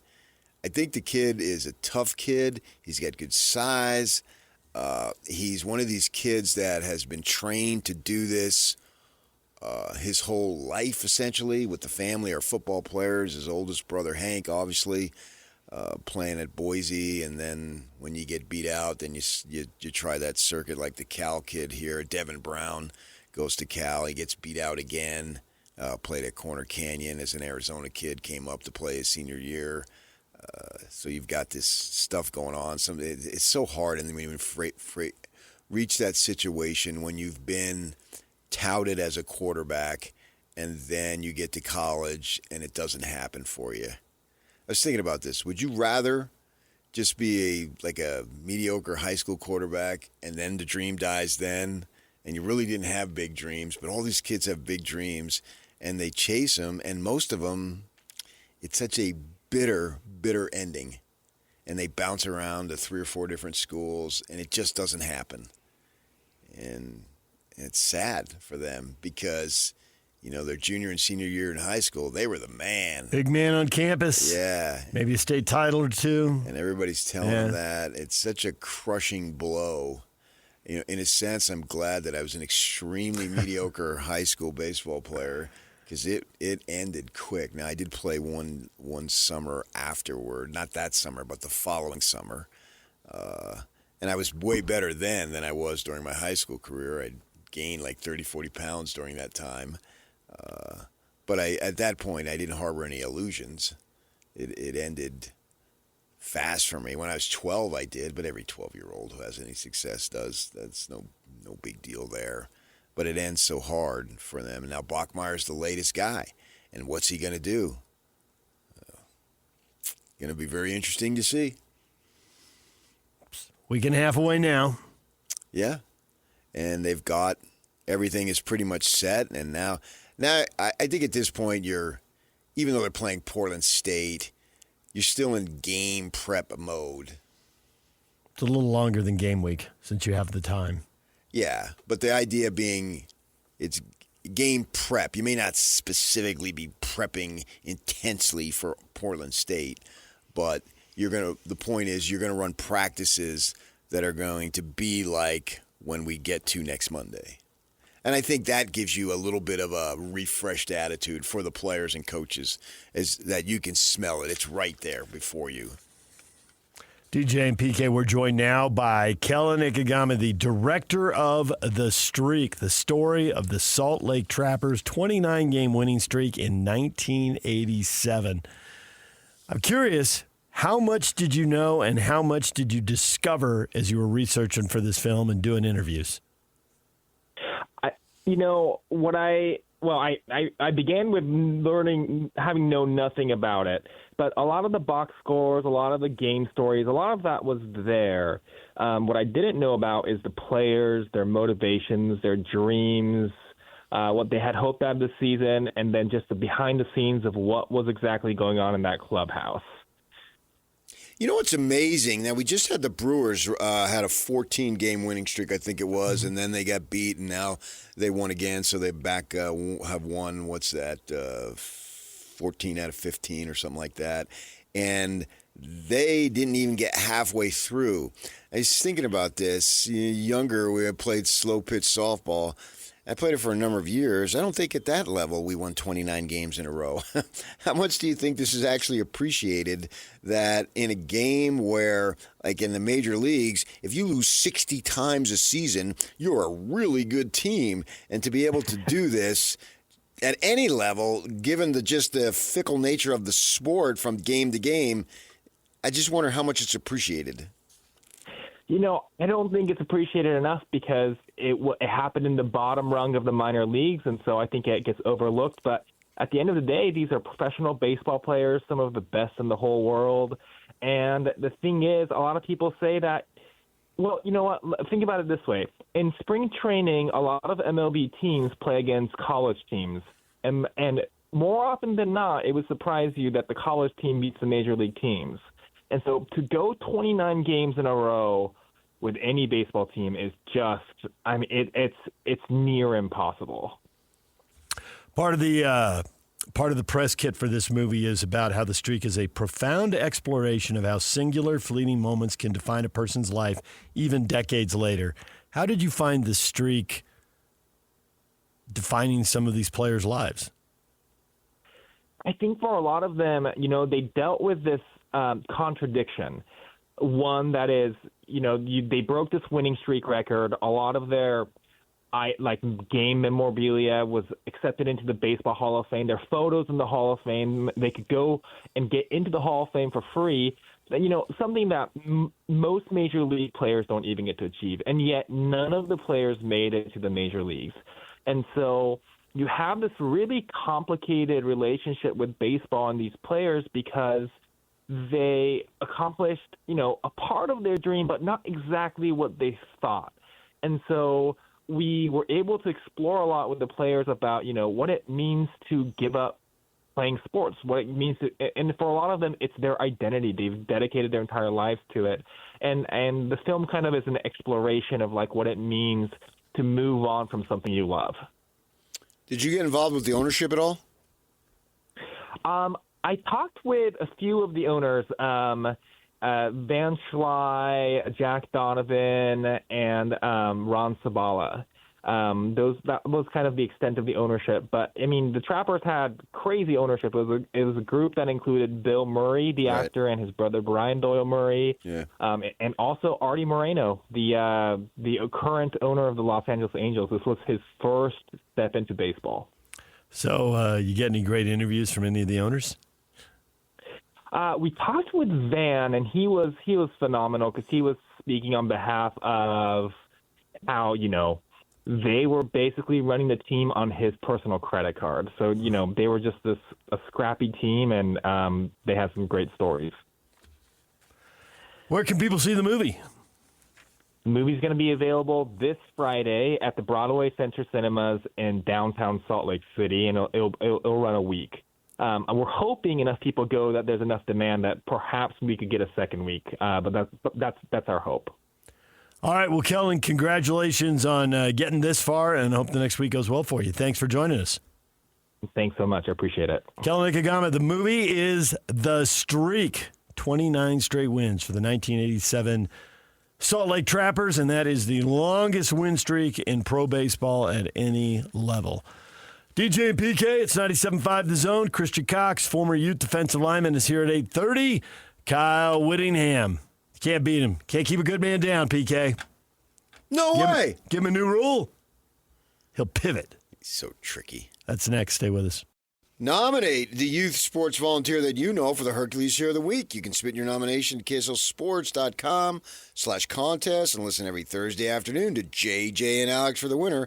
Help us celebrate the efforts of those volunteers making an impact with the Hercules Hero of the Week. And it's sponsored by Hercules First Federal Credit Union and Beehive Meals. DJ and PK, it's 97.5 The Zone. Got a question up on our Facebook page. In response to the new Big 12 injury report requirement, Kyle Whittingham says Utah may not release a depth chart. Why play that checkmate game? Because he can. That is the perfect answer. There it is. This is Kerr and Popovich going on and on about their political points of view. They gained enough credibility that they could. Kyle's enough credibility he can. Yes, so he could just kind of thumb his nose. Ha ha. Meanwhile, down there at Arizona. Yeah, they got to do everything they're told. Right. Brennan's got to. He's just like, I got no energy for anything except winning 6 games. It's warm down there right now. Yeah, and it's warm. It's going to be hot in his seat. Yeah. Because last year was a disaster, although in retrospect it was set up to not be nearly as good as the prior year. You wonder how good Arizona was. Now, Fish got him to 10 wins. But, some teams were still maybe recovering from COVID or whatnot. And they lost a lot of guys. They played well. It's not like he got the whole team back. Oh, no, he didn't. No, Fish took a bunch of key guys. And he basically pillaged the incoming recruiting class. Yeah. So they didn't really have one there. But the two best guys returned, T-Mac and Fafita. Yeah.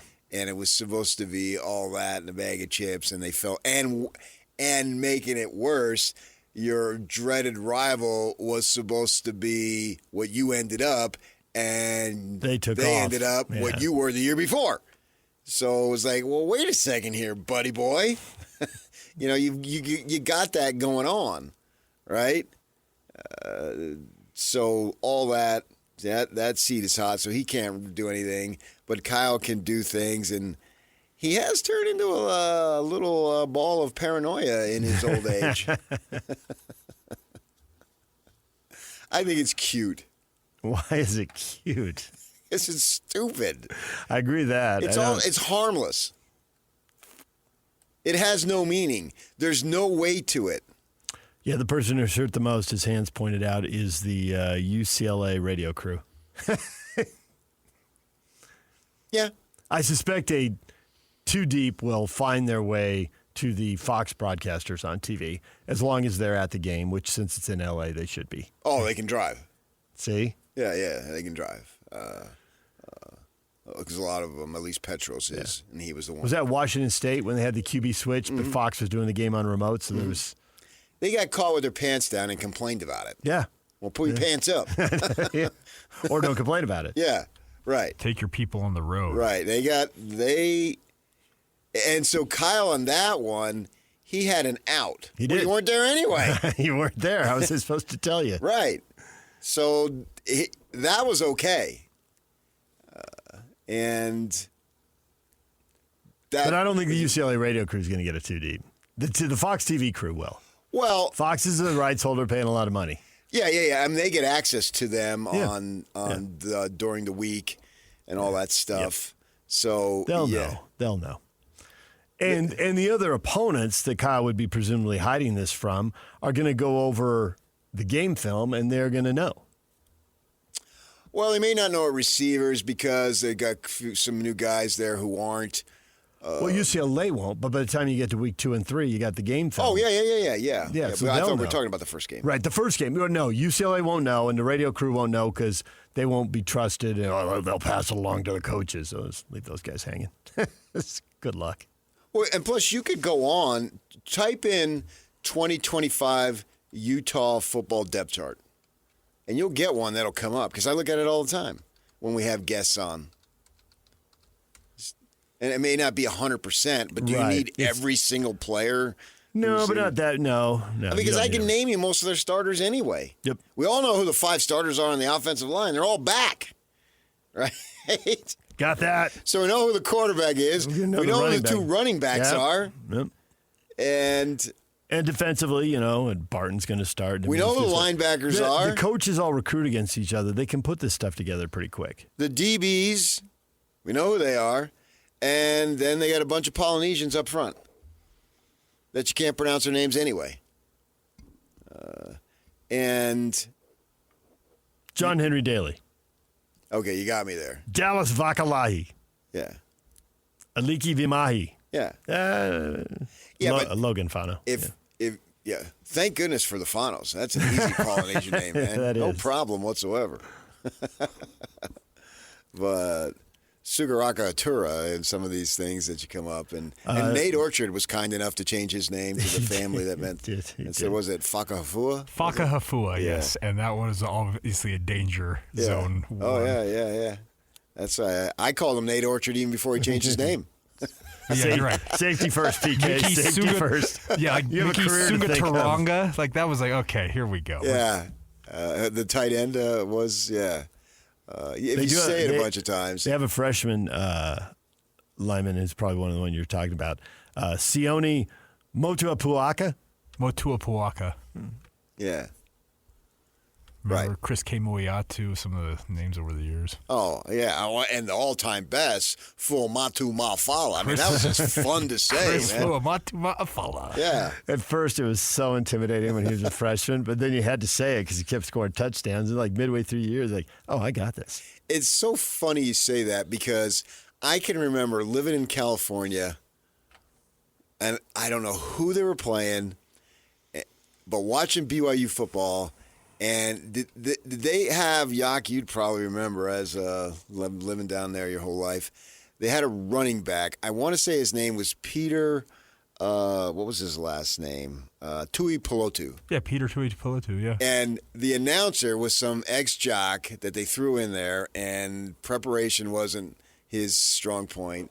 And he struggled. That was the young man, he ran tough. I want to run by that guy. He's a young man. Peter Tuipulotu. Yeah, I just, for some reason, I don't even know when he played. I don't remember who the quarterback was, but I just remember that broadcast. Peter Tuipulotu. And that broadcaster's kryptonite. And the young man, he referred to him as the young man. He didn't want to go there. And obviously, I covered college football in L.A., and I covered high school football. And you had plenty of experience saying and spelling Pauly names. Right, because they're Yeah. Carson and Banning were in L.A. City, and when I was doing high school, I had the L.A. City, which was the inner city schools, the Crenshaw, Washington, Manual Arts, Dorsey, Locke, those schools that were just south. They're in South Central, all of them. For those of you who don't know, just maybe a little bit south of the L.A. Coliseum.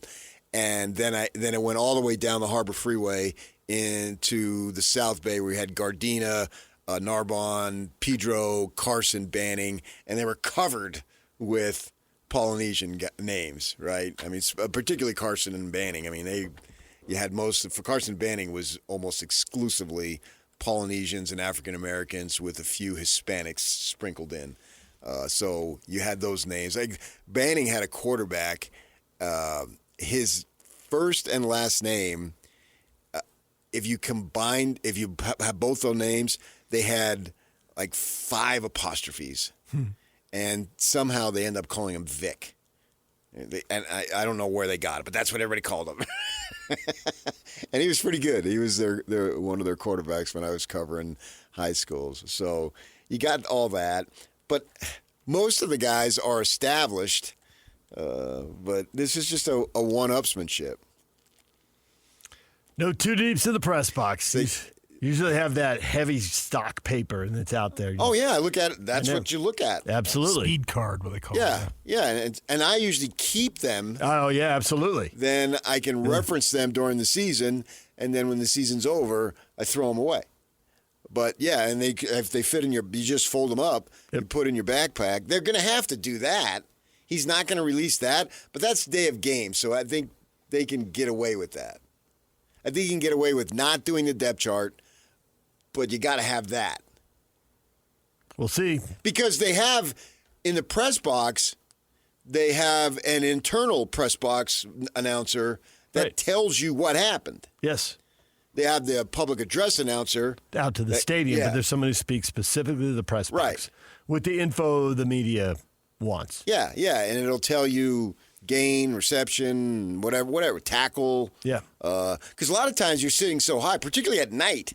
If it's down on if it's on the Utah sideline, the east side, and there's a bunch of people running into to see the ball, it's important that the writers and so forth get the accurate information, so then they tell you. And then if there's noteworthy things, if someone... Records. Yeah. School records Sports information sits over to their left and then goes and tells them that's the second longest kickoff since 1984, whatever it is, blah, blah, blah. And so then people always make notes of that. So you've got to have that there. So if they don't have that there, that's it. I'm going on a hunger strike. You are not. That'll be good free food in the back That's of the Rose Bowl. That's what you're going to... You're not skipping a meal at the I'm going Rose to have Bowl. to do something. I'm not going to ever talk to Kyle again. I'll never ask him another question. There we go. Okay. Bowl. I will boycott him. You will not. If I go, and I'll be down there in the Rose Bowl in, 13 days or 10, 11, 12 days, whatever it is. 11 days. And if I walk in that press room, which I've been in that press room 100 times, and I sit down and there's just a blank sheet, I've got UC Los Angeles' depth chart for blah, blah, blah, blah, blah, and then their alphabetical list and their numerical list. And you Utah just have blank. a numerical roster. Here's the roster. I'm going to go down the field right then and it's go up to time. them. It's go time. I might do something I normally wouldn't do. That's 2 falls out of 3. Because I think if I go low, some Greco-Roman wrestling. I got a shot to drop them, and then I take off. And then I get into this stately homes around Pasadena that all you fans have seen because they've been down there many, many times. Just outrunning. Yeah, and the closer it is to kickoff, the more responsibility he has to be with the team. So he can only go maybe a mile or two, and then he'd have to back away because he's got to get back. Whereas I can roam freely. I can be the little old man down Colorado Boulevard. Just one guy running down Colorado Boulevard. Have my own parade. That wouldn't be awkward. It wouldn't be awkward at all. But he'll show them. And I wonder how it's going to be across the league in terms of, are they going to cat and mouse it? Yes. So is it a rule that is really unenforceable. And so since it's unenforceable, if you don't do it or you make a joke of it, then it becomes useless. You think it gets to that point? I don't find the injury reports in the other leagues useless. No, but they haven't put one out yet. So how do you know how you're going to find it? There is a cat and mouse game in the NBA and the NFL, but once you know it, you know how to read it. And 9 times out of 10, you know when a guy says when it's questionable or doubtful, you can sit here and go, yeah, but the NBA probably is, not. Anybody who bets on the NBA deserves to lose. Because you don't know who's going to play. And you can have useless, pointless baskets at the end. You know, usually when in an NFL or in a college game at the end, the winning team, if it's a secured win, even if they throw the ball, they're not looking for isolated coverage to go deep. Well, in basketball, until the final possession, you're still shooting, you're still trying, you're playing the game as it were played at any other point in the game. Especially if you got some guys who don't get to play. Yeah. Those snaps matter. Yeah, well, not snaps. I'm talking basketball. Oh, I was talking. No, football. But see, even if they throw the ball, they're not throwing deep. Okay. Where in basketball, you're still shooting 3-pointers if you're open with a minute and a half to go and your team's up by 17. Nobody bats an eyelash there. But you can throw the ball in with backup quarterback, particularly if it's early in the fourth quarter, but you're not running plays. You're not going to run a trick play at that point. You run basic offense and let your backup get and let them get reps. Right. But you're not going to see a halfback option pass. You're not going to see a hook and ladder. And if they score, well, that's on your defense. But they're not going crazy. But basketball is played until the 24-second clock is no longer running, and then you can just dribble out the game. And it's understood you're not supposed to go dunk it in that situation or even really shoot it. And so at that point, but I'm saying, so I've been in the sports books many times over. I've been in Vegas for work 1,000 times. I never bet, but I sit there and watch because they got 100 games going on, and you'll see some meaningless basket that changes everything. Yeah, and people throw slips in the air. There's a lot of hollering and screaming. Why would anybody bet on NBA basketball? You don't know who's going to play, and then any form of point spread or whatever, you can get obliterated even though you had it. Where at least in football, it seems like that doesn't happen as much. Mm-hmm. So if you bet on basketball and you're looking at some injury report as the reason to or not, I think that's stupid. And I'm not saying embrace gambling. You don't have to embrace gambling, but you have to acknowledge that it's a significant reason why people watch games. And if they watch games, ratings are good, then you get more money. So you will benefit financially. And you're already benefiting it you're benefiting it financially. So don't turn your nose up and say like, oh man, I can't believe no. You're already financially benefiting from it. So don't act like it doesn't have an involvement. They all are. There's no way to argue that. Yeah. It's clear that's why people are watching games, following games. Yeah, I'm at the MGM, otherwise. and Charles Barkley is there on a Saturday. Oh, is that when he went nuts over Michigan State? And that crazy block punt to win the game. Yeah. Yeah. And Auburn, I'm there. Yeah, what is Auburn guy's interest in Michigan State? He's gambling. There it is. Yes. And he's up on a little balcony, so he's not down with the common folk, and everybody turns around, and that was an unbelievable play, right? And everybody turns around and looks at him, and he's up there like he's the Pope in the Vatican.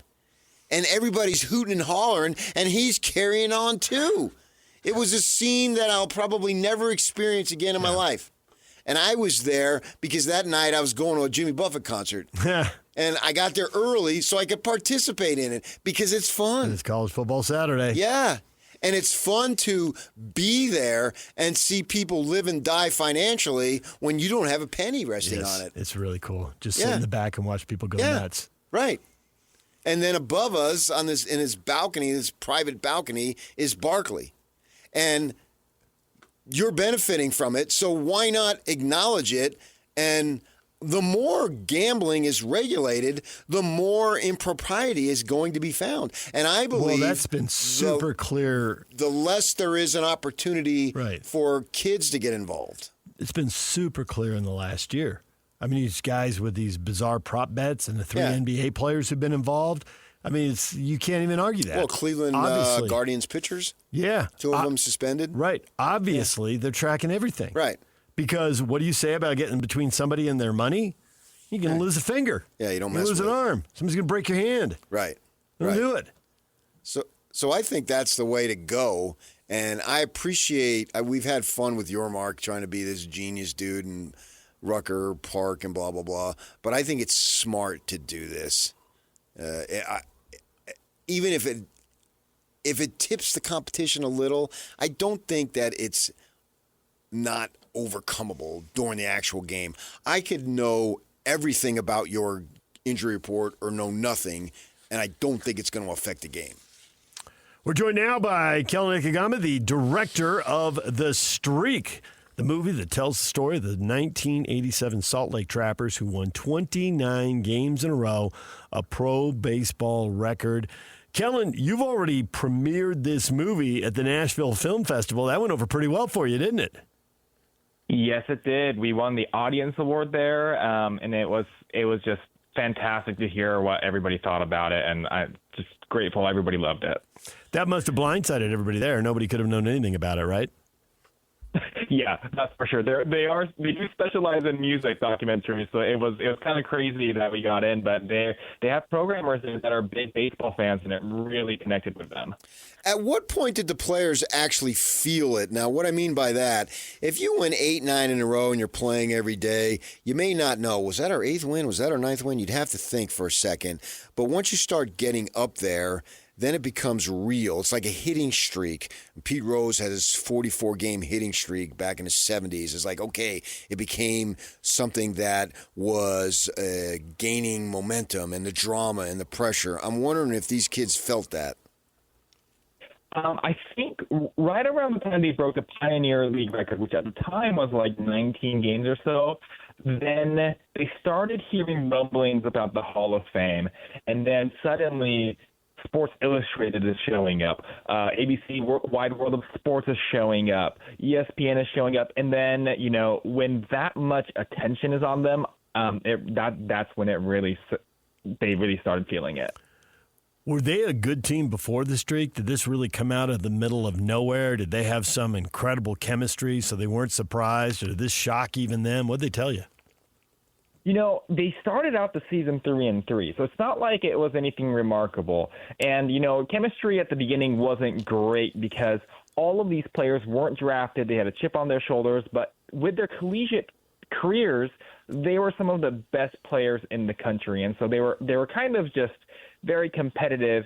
But after 3-3, something clicked, and the chemistry became a brotherhood, and I think that kind of really got the team going.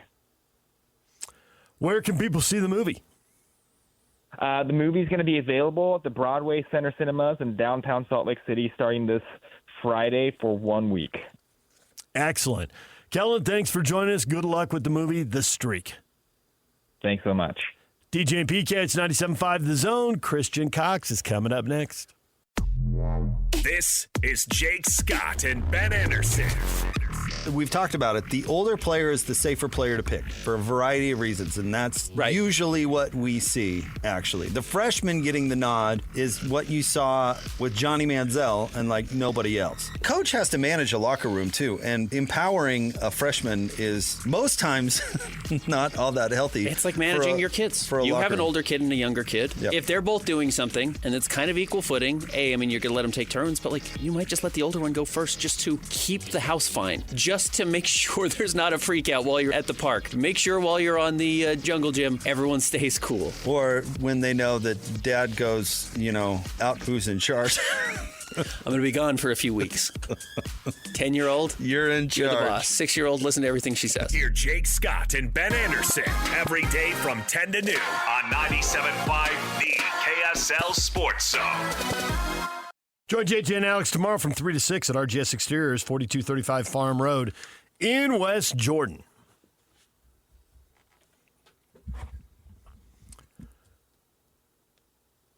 The countdown is on for the Utes.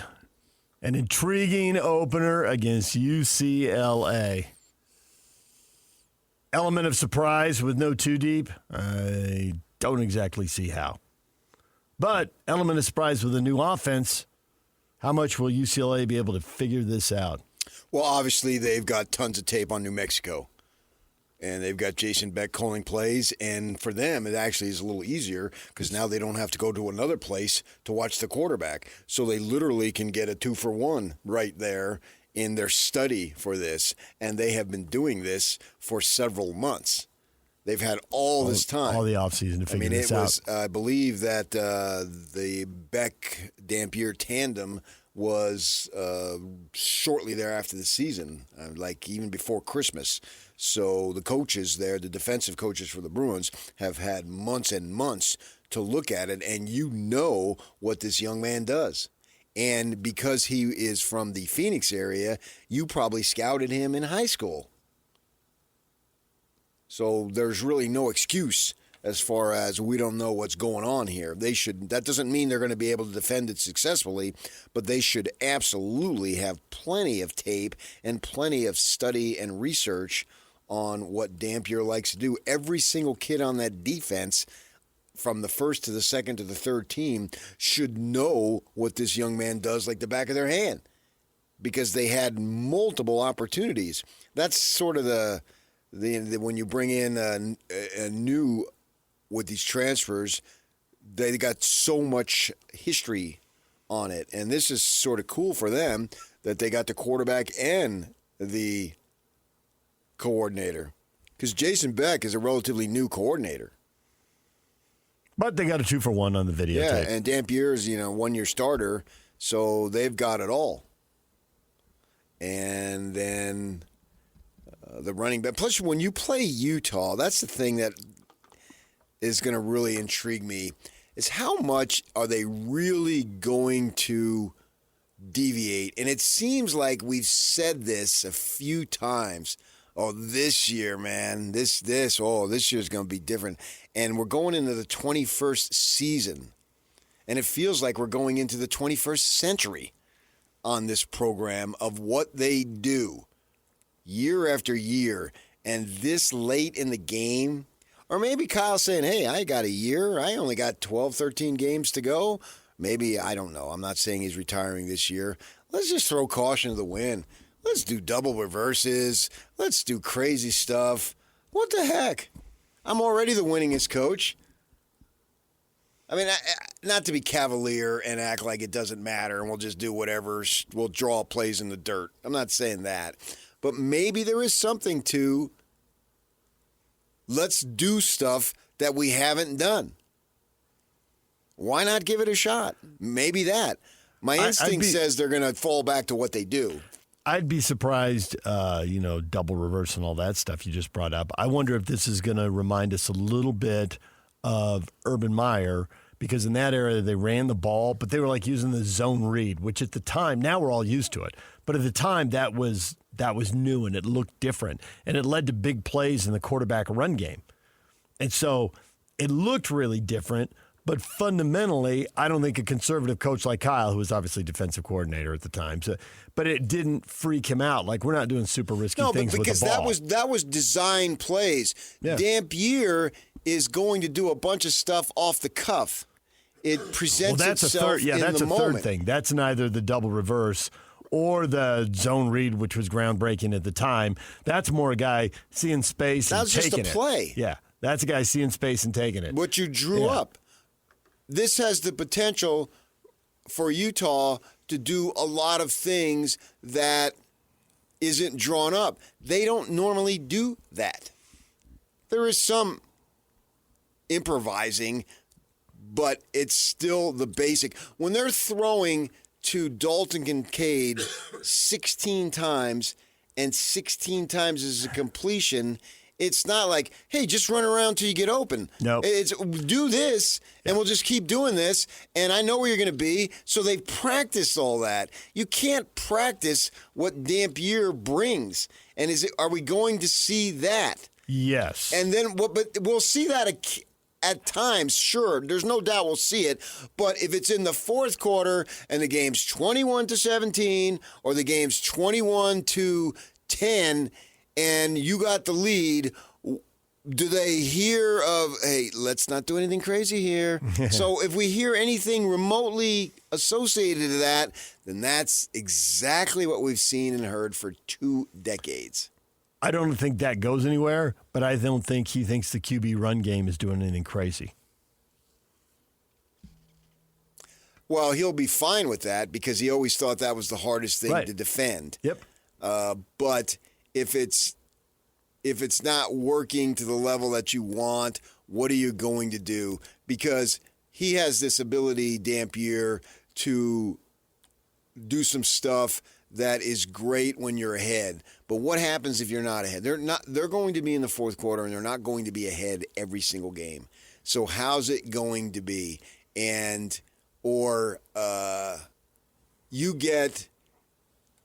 There's 4 minutes to go, and you've got a 3rd and 8, and you're up by 4, and you're at your own 20.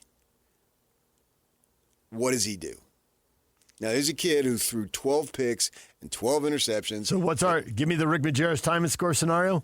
You're up by 4, but you got a 3rd and 8 because you had a holding call, and you're at your own 20. Oh, they're going to run the ball.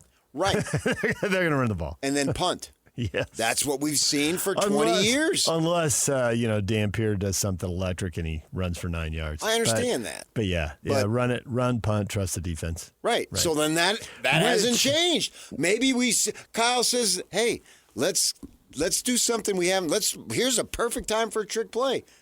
I got 21 years. No. At that point, once he gets into November, he's going to have a good idea whether he's coming back or not. Because his big thing he said to us down in Texas last month was, I couldn't go out like that. After all I've done, I didn't want that to be my lasting memory. Okay, well, that begs the question then, if you're 9-2, then you're going to retire in November. You're going to because you can go out like that. You can't go out like this, that means you flip it. You can go out like that.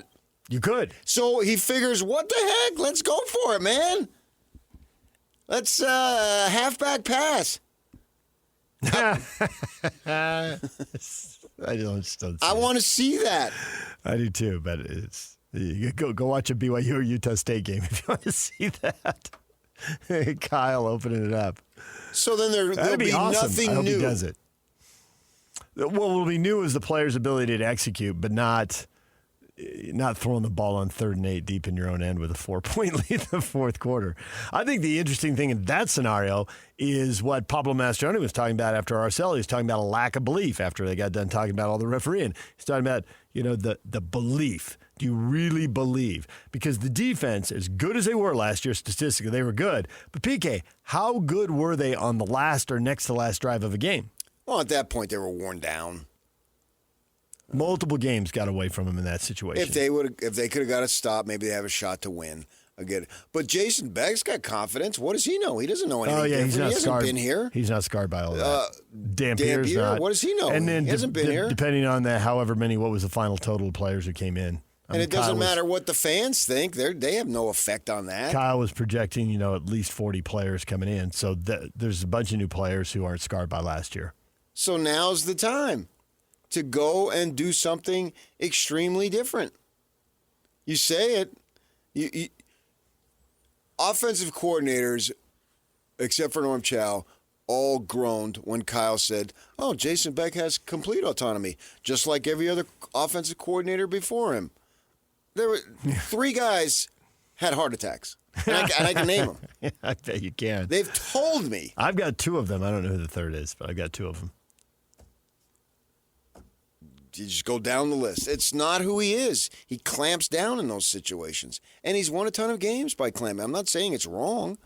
I just wonder this late, can he be a different coach than we've seen?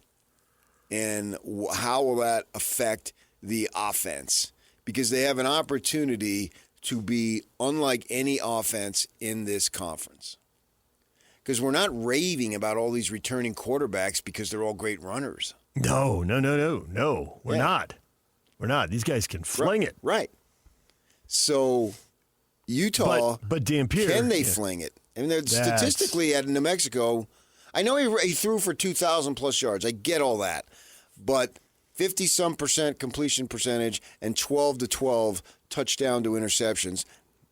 That's going to lose you games. And for all the productivity, they had some struggles. I mean, go look at the Hawaii game. It's not like they were going crazy on that one, and that was a game they needed to get bowl eligible, which really would have thrown a wrench in Mendenhall's plan to get the heck out of there and take Utah State. Because then there would have been a bowl game? Well, yeah. I mean, they knew, everyone and their dog knew Utah State's job was open. Yes. In the summer, before the season kicked off. Yeah. It's like Stanford right now. So everybody knows Stanford's it's not open. like Lincoln Riley and what's the Cristobal, where their season ended on the Friday with a loss in the title game, and then, wow, Saturday morning I get a call. Would you be interested in the SC or Miami job? Which they try to tell us that's the way it was. You liar, liar, liar, liar, Pants liar. on fire. Come on now. Don't look at me like I'm stupid. At least with Dillingham, when he was leaving Oregon, everybody knew. You see that jet that's parked over there? That's for him. He's out of here. Yes. But that was from coordinator to head coach, and it was still, but that's acceptable, right? We live with that. We expect that. So there was no necessarily cat and mouse game being played there. But these other guys, I mean, Utah State's job was known. And if they would have made a bowl game, maybe that would have screwed it up. But they didn't, and so then Bronco was free to leave, and he did. So that's something that happened there. And I'm just really curious to see how this plays out. And I think we'll get a good look in the first game. Oh, yeah. Got to go for it right out of the gate. Mm-hmm. It's UCLA. It's on Big Fox. You still recruit Southern California, maybe not as hard as you used to, but you still do.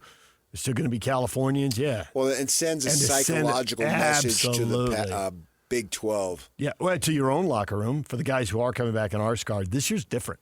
This is different. Forget everything else. We're off and running. We're 1-0. Here we go. Right. And I think they will be 1-0. I think the only two things that are different are the level of execution in the QB run game. We'll get to see him be elusive. And then the second thing, which I'm not clear on, is how different is the run game going to look? Well, I don't think it's going to look different at all. Really? Because Kyle was talking about when he hired him, and maybe it's just the kind of thing you say when you hire him. He's got some really good ideas about the run game, and maybe it's just how to block it up a little bit, creativity. He's not inventing the wheel here. It's already out there. If they can turn around and give it to those two guys, and they keep getting first downs, and it looks boring, that's all Kyle wants. Do. Yeah, 5 or 6 yards a game, 5 or 6 yards a carry, and it's a short game. Yeah. You just run the ball, shorten the clock, shorten the game, keep grinding away. That'll never change. No. Ever. Even someone who liked to fling it like Norm Chow liked to fling it, when he had a game where he could do that, which he did one time to Utah, that's what he did. And I can't imagine going forward that Scally would change that. If you can run it and just physically dominate the game, any coach who can do that, they do. A lot of teams aren't built to even try and do that. Yeah, that's so they don't. Right. Yeah. Right. Obviously, Mike Leach would come Right, to yeah. mind. He would never even try to build. Right. He would never. Yeah. They don't recruit to that. Right. But that's why I don't think the run game is going to look that different. If the run game looks different, it's because they couldn't do it. Well, that would be different. So it forces them to look different. That would be different, yeah. That would be different. Yeah. Yeah, but I can't believe that. Given the offensive line, given the productivity of the back and the quarterback, and given the experience of the O-line and the success of the O-line. Okay, so if that's the case, then we're not going to see anything different. If they can just play bully ball, they will. But they can't play bully ball 48 straight quarters, 12 straight games. They're going to be behind at some point. Right. Something's going to happen. Yeah. And it's the Taysom Hill theory with me. When you're in a pinch, you know what you can do. Oh, yeah. And I can run around you. I can jump over you. Yep. I'm faster than you. And it's always been that way since Taysom Hill was probably and we'll see that in kindergarten. And we'll see that in the passing game because I can't imagine that there were kids fast enough and strong enough to tackle Devon Dampier the whole time he was growing up. Kindergarten, junior high, high school, whatever. New Mexico last year. Yes, and he's shifty. Yeah, he was their leading rusher in 5 games.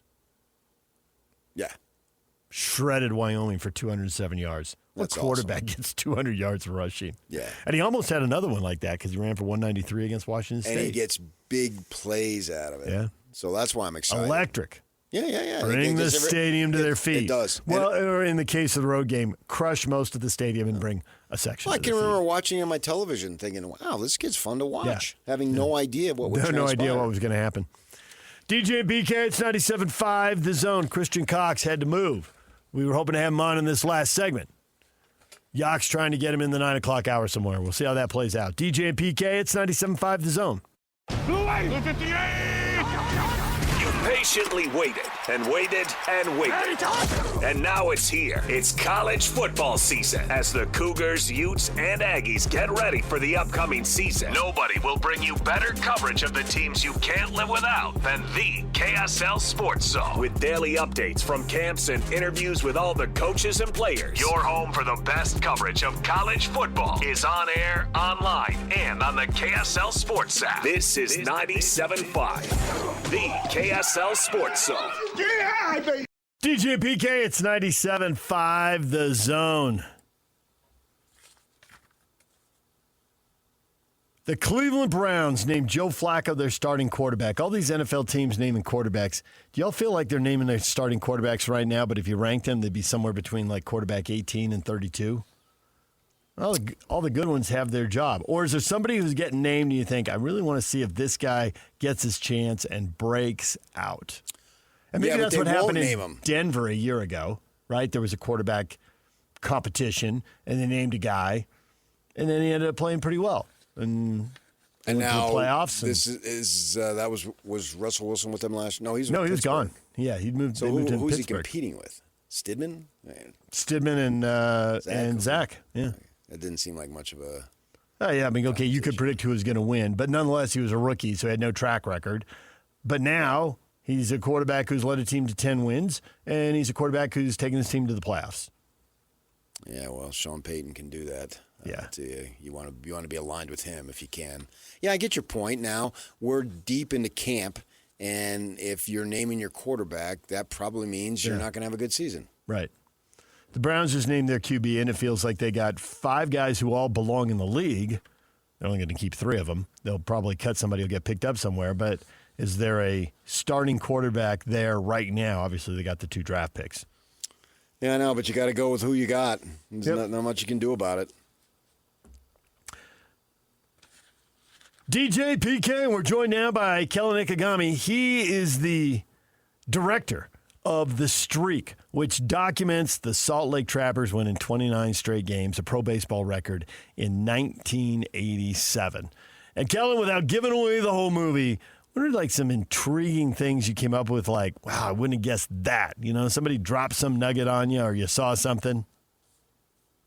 Well, I think one of the funnest parts of the story is, believe it or not, at the height of his power, Huey Lewis came to Salt Lake City and to Dirks Field and coached first base at the Salt Lake Trappers game and sang the national anthem.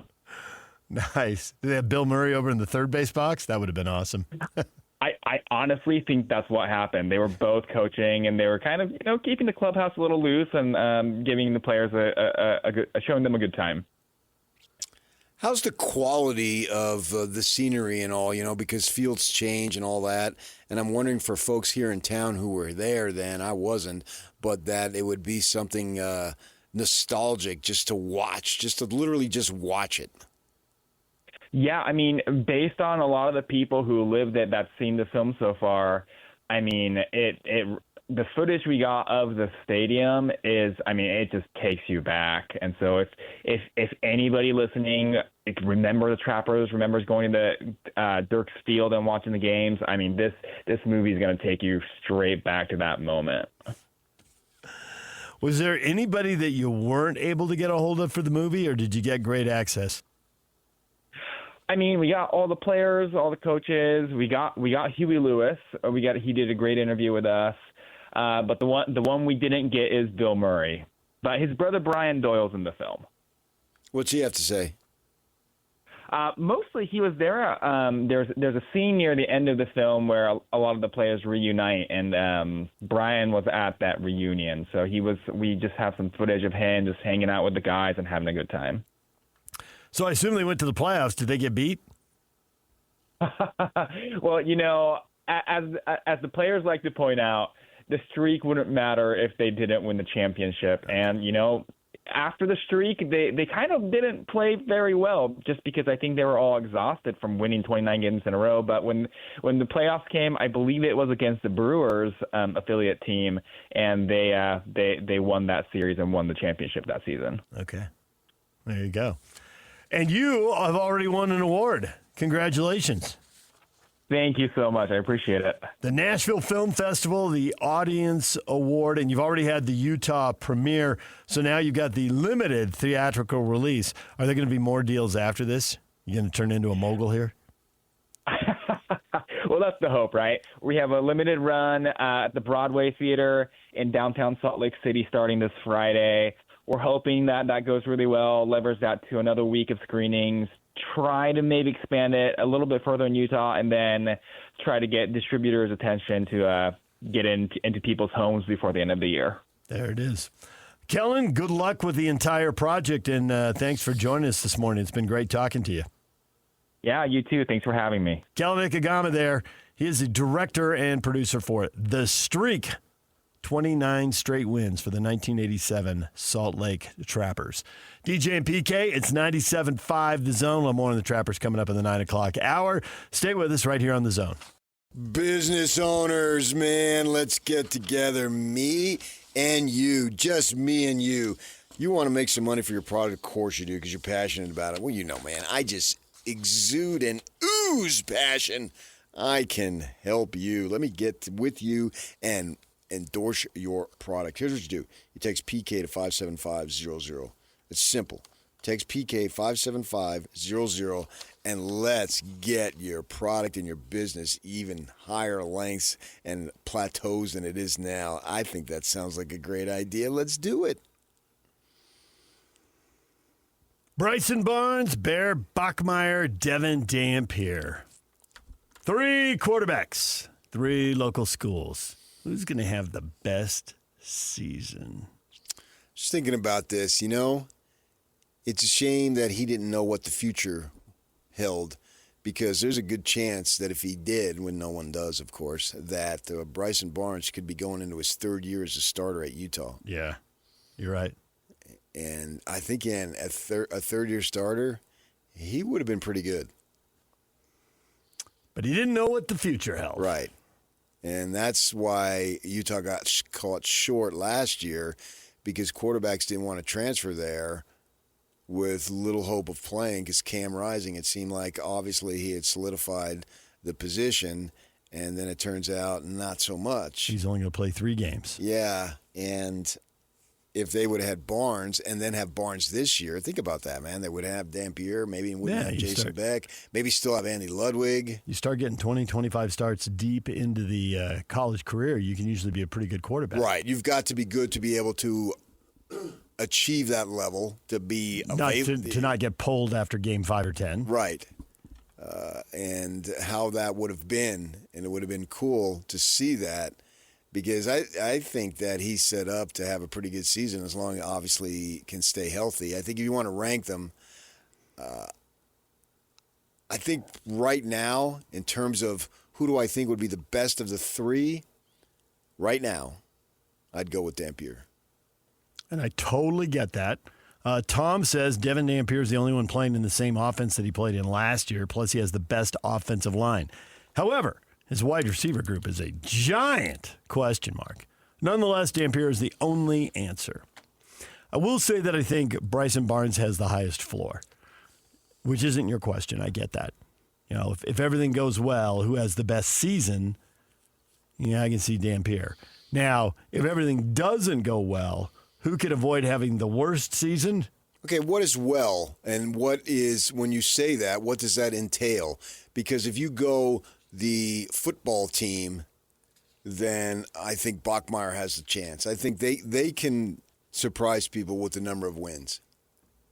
Yes, but I don't know that that's going to be because we look up and Bachmeier has one of the top 2, 3, 4 statistical seasons in the Big 12. And they're going to tell you who cares. I totally agree with that, too, by the way. If you go out and win, there will be Cougar fans who care. There are always Cougar fans who want the quarterback. It's all about the winning and losing, man. I hear you. I get it. And, yeah, if they go out and win 9 games with a freshman quarterback, those coaches are going to be high-fiving each other back in the office. They'll keep it cool publicly, but privately they'll be thinking, all right, we got off to a really good start with a freshman quarterback, and now we build with him from here. Yes. Yeah. Exactly. Because a lot of those guys that are high-powered in the conference this year will be gone.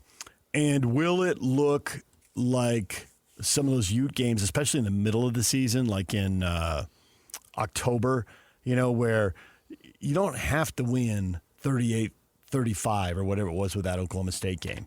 The Utes couldn't quite seal the deal on multiple games, and so they end up losing it with TCU was like 13-7. Well, if the BYU defense is out there giving up 13 points, does the offense find a way to score 14, 17, 20, 21, whatever, and win the game? I think Bachmeier will be better than what Utah's offense was last year. I can see why you would say that. A little more prepared for it. Right. I think when you go pro potential, he's number 1 on the list out of anybody. Yeah. Well, the other guys aren't going to quarterback in the NFL. I don't think so, no. And I don't know that he's going to. I can't say that. Mm-hmm. But right now, he has the best chance. He's got a really good defense. And so those games that we saw, Utah had a really good defense, and they lose 13-7 and 17-14 and 22-21. Is BYU going to win those kind of games? And then is Bachmeier out there throwing for 250 or 300 and lighting it up and getting everyone all crazy?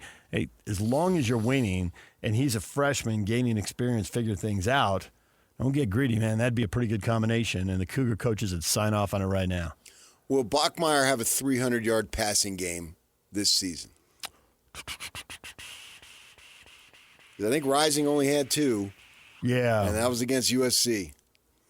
And Bryson Barnes clearly could have done that.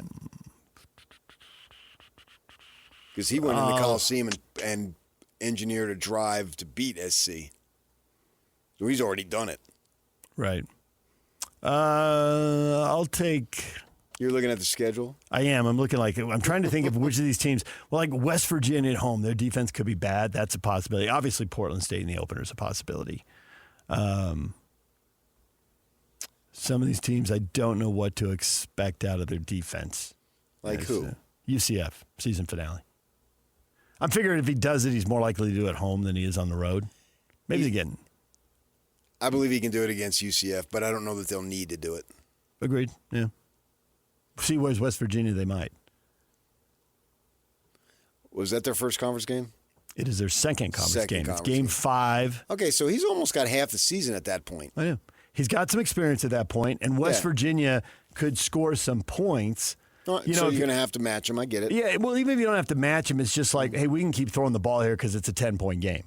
As opposed to, your point about UCF, if the defense dominates them, you have 21-3 in the third quarter. You just shorten in the game and get out of there.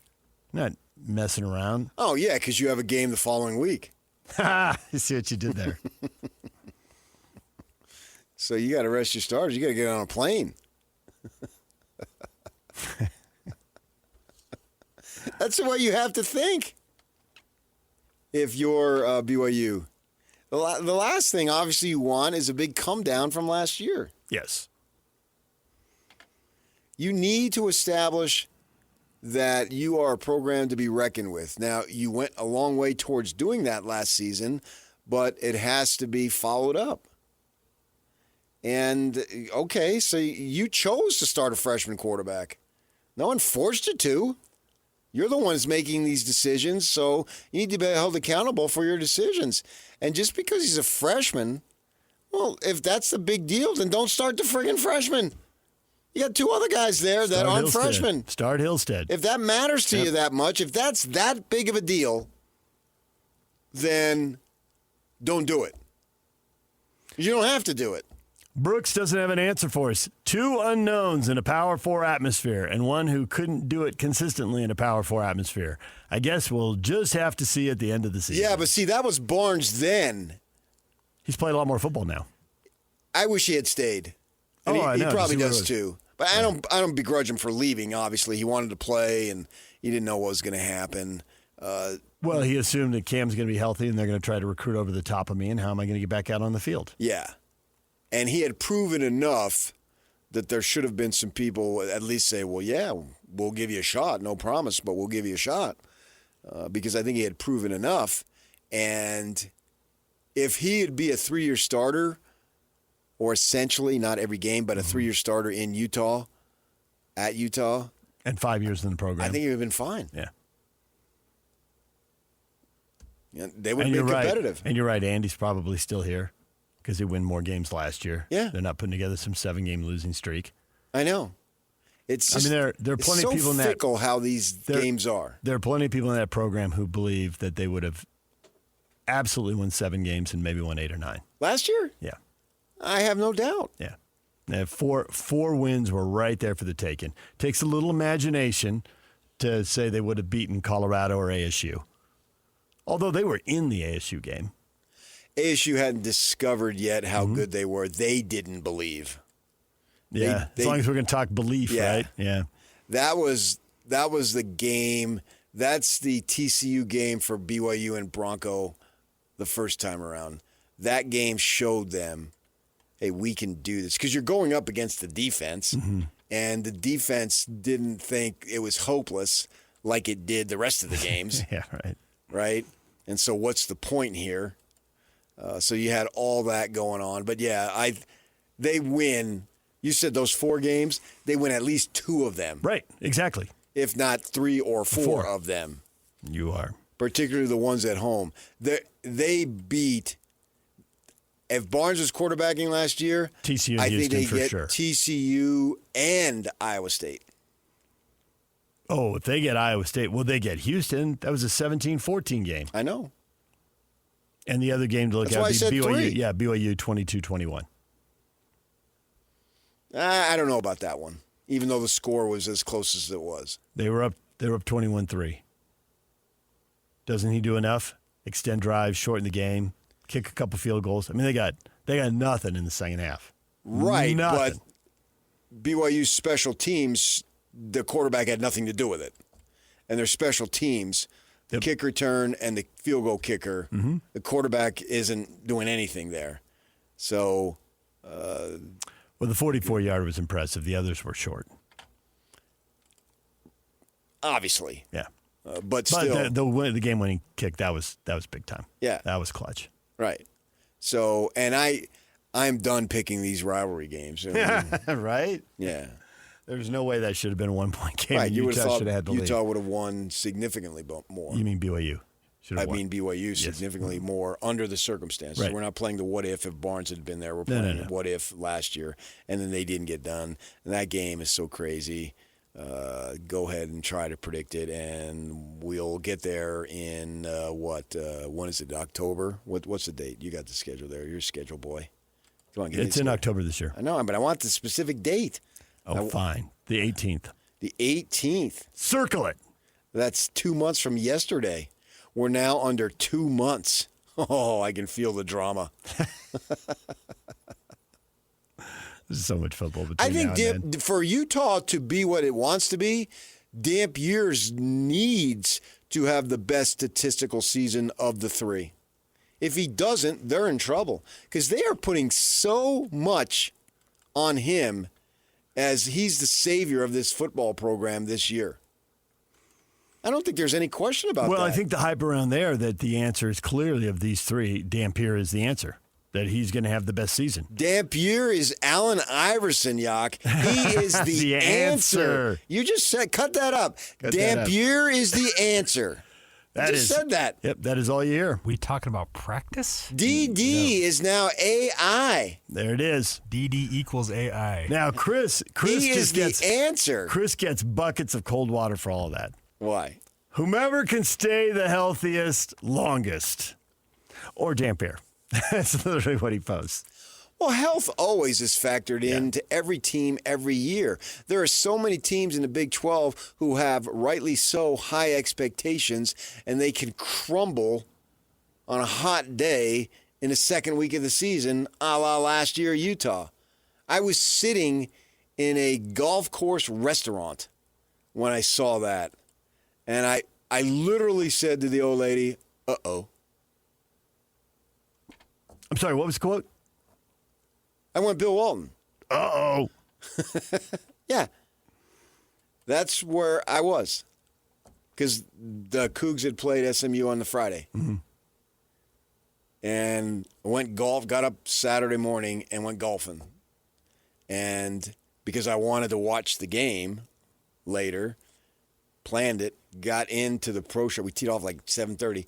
Got in the pro restaurant there, and it was like a sports bar on the site, and I watched the entire game. I also watched who was it? Oklahoma State and Arkansas, because they got other games going on because they had several TVs. Yeah, and that was a great game. Yeah. Oklahoma State won. They didn't know they were about to. It did go OT, and Oklahoma State didn't know their season was going to completely unravel. Neither did Utah. 3-0 in non-conference and 0-9. Neither did Utah. I know. And that's ultimately, obviously, what happened. I realized they had another game with Utah State, and then they went to Stillwater and won that ball game. And, 4-0. You're thinking, oh, well, no. I mean, then they were going to go on a 7-game losing streak. Are you kidding me, man? There would have been no way in the world I would have anticipated that. But nevertheless, so injuries has to be factored in, particularly at this position. Go just about any team in this conference and take away their starting quarterback. What do you got? Who knows? Right? Who freaking knows? There's a kid named Sims who started at a couple of places, transferred to Tempe last year with Leavitt, and then got beat out, and he's a senior, and he chose to stay. Interesting. Yeah. Now, he quarterbacked that one game against Cincinnati, and they lost. But he chose to stay. That was shocking. Maybe it's not what quarterbacks do. Maybe he figured, I've already moved twice. Yeah, what's the point? And this guy was healthy most of last year, maybe. And I'm in a system, and I like it here. We're winning. I'm probably getting a little cash. Yeah. I don't want to see him play because that means Leavitt gets hurt, and I don't want any quarterback to But you wouldn't mind if that got rewarded either. I would like to see some form of reward. Yeah. Now, my guess is if he wants to go into coaching, he's going to get an excellent recommendation. This kid stayed loyal. Like Bohannon. Now, Bohannon, I guess he was a senior, so he didn't have the year to go. But he did stick it out. Obviously, but he didn't have another year. This Sims kid, Jeff Sims is his name, chose to stay. So you'd have to think if anything would happen against Leavitt, knock on wood and all that stuff, that it doesn't. But this kid ought to be at least somewhat competent. You're a fifth-year senior, and you started 2 other places. So they obviously, these quarterbacks need it. I guess I would assume that BYU would be in the best circumstance to handle a quarterback injury of the 3. They have more experience in the depth? Yeah. And they spent the last 3 weeks telling us that it was really tight. Well, if it's really tight... Then Hillstead's playing at a pretty good level. Well, how else do I read that? You have to. Yeah. You have to go in that direction, which is... It's good to have somebody available. We'll see if these kids stay around. It's kind of late in the game to transfer to another institution and play this year, but they may figure, well, I'll get in that system. And so if there's a senior, because if Bachmeier does well, then it's his job for 3 years, counting this season. Yeah, you'd assume, and then we'll see. Yeah. Maybe 4. Right, if he's good enough to leave to go to the NFL. Right. then maybe he does. Or if Lyons comes off his abbreviated mission and just lights it up. We're getting way ahead of ourselves here, obviously. But the cool thing about it is that all three of the higher institutions that play football at the FBS level, they have enough intrigue to make me want to see. Like last year, we knew Utah State was going to suck. Right. That was a bad recipe. Right. The script was jacked up from the very beginning. They had no chance. And we were hoping that BYU got to 6 wins. Mm-hmm. We were thinking that Utah was going to be in the title game against who knows who. But I would have put down, not a lot, but I would have put down some money. Oh, yeah, Utah would be in, which now seems so stupid to think that, knowing Rising's injury history.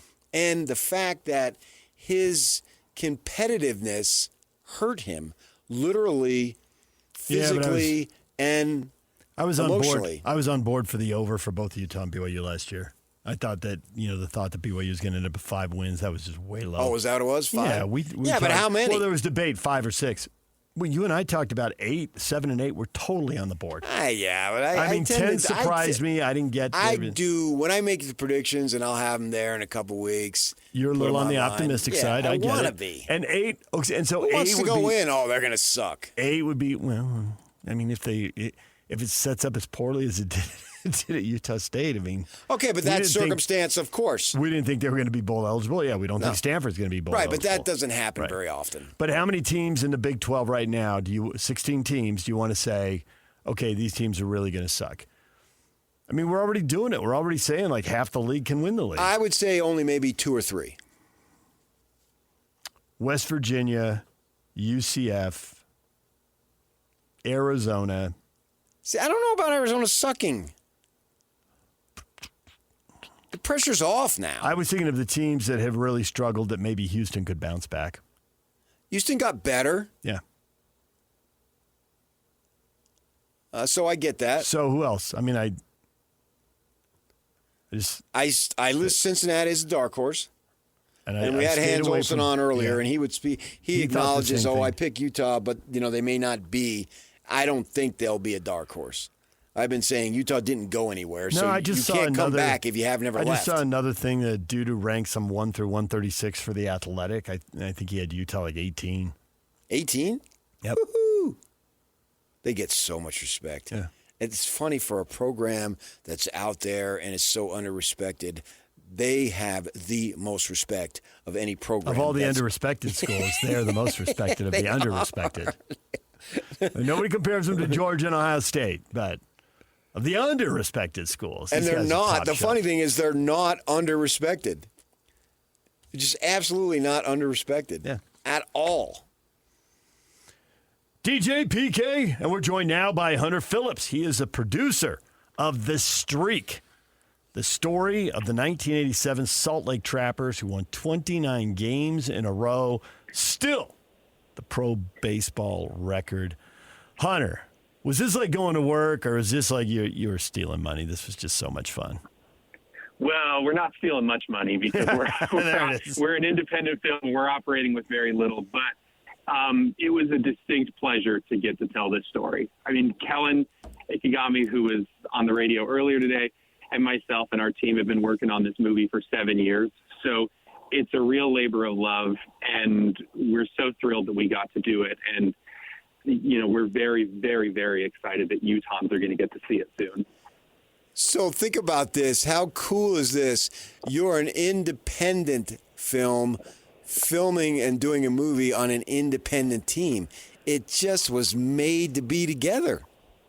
Well, yeah, the connection has not been lost on us, and especially as we've been rolling the movie out these past few months, it's really dawned on us how much a person has to scrap and has to fight to make the thing that they believe in happen, whether it's achieving your dream playing ball or whether it's making a movie. And so I think that scrappy, independent nature is something that probably helps with the players and the folks with the Trappers. It helped us earn their trust, I think. We're coming from a similar place. PK and I have been doing this show together for 23 years, and we both moved here in the early 90s, me in 92, him in 93. So although we know a lot of local history, we didn't live this.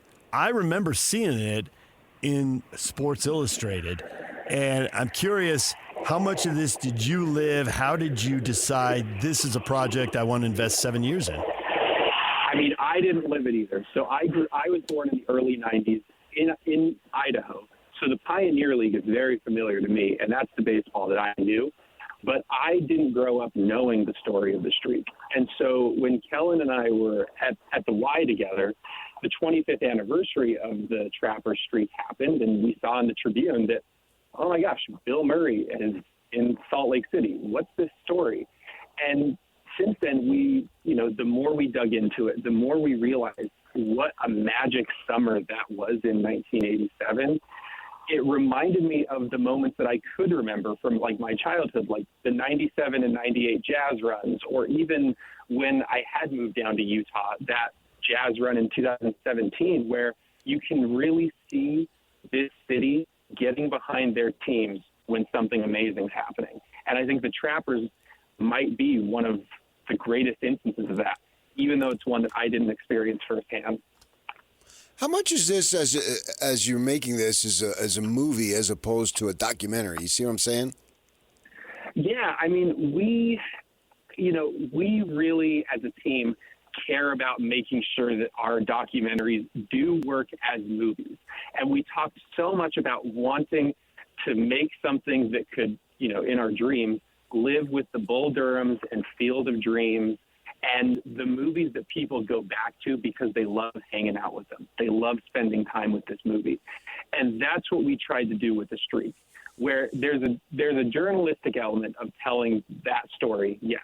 But there's also that kind of emotional, and especially with baseball, a sort of supernatural magic component that movies and baseball go hand in hand together and have for 120 years. And we really set our sights high on making something that could live up to the legacy of baseball movies. The Streak won the Audience Award at the Nashville Film Festival in 2024. Already had the Utah premiere, Megaplex Downtown Daybreak in South Jordan. Now a limited theatrical release at Broadway Center Cinemas in Salt Lake, starting this Friday for 1 week. Kellen told us that you're also going to try to get it in homes before the end of the year. There's obviously a lot of streaming services to talk to out there. Have you talked to MLB Network? They show movies in the winter. This would be right up their alley. They do, and it would be inappropriate for me to say anything about those conversations, but we are working really hard to get the home release sorted out. Mm-hmm. But right now, our eyes are just on this theatrical release. We really want Utahns to roll out to see this in theaters because we think it's a very special movie to see with a crowd, especially a crowd of people who are all from the same place and have this shared history, whether they were there or not. Hunter, we appreciate your time. Thanks for joining us here on The Zone. Thank you. Have a good one. DJ PK, it's 97.5 The Zone. It'd be inappropriate to talk about those conversations, but I took that as a yes. Okay, cool. Good for them. When we come back, we got Pete Thamel with Sources Say on BYU. Oh, you're not going to believe this. Sources say about BYU. I bet you are going to believe it. All right, DJ and PK, it's 97.5 The Zone. Who wants to go to a Bees game? We got tickets right now. Caller 12-801-575-ZONE.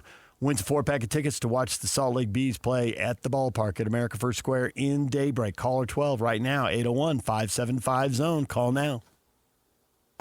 Accessing. This is Hans Olsen and Scotty G. Joining us now, Ian Fitzsimmons. Hans, Crazy Wings, George's. Did you hit it? I didn't get to hit it, man. We ended up at the Brazos Grill. I got their chicken fried steak, but they did have these thing called the armadillo balls at the Brazos River that was really good, but it's not the Crazy Wing. Can you go ahead and just lift Hans saying they did have these things called armadillo balls, which were really good? I feel like Chevy Chase in the movie Funny Farm. You polish off that plate and you break the record. Stand back, everybody. The record falls tonight. Now, there's a man who knows when he's got something good in his mouth. On that, a mic drop. Bam. Done. Catch Catch Hanson Scotty weekdays from noon to 3 on 97.5, the KSL Sports Zone.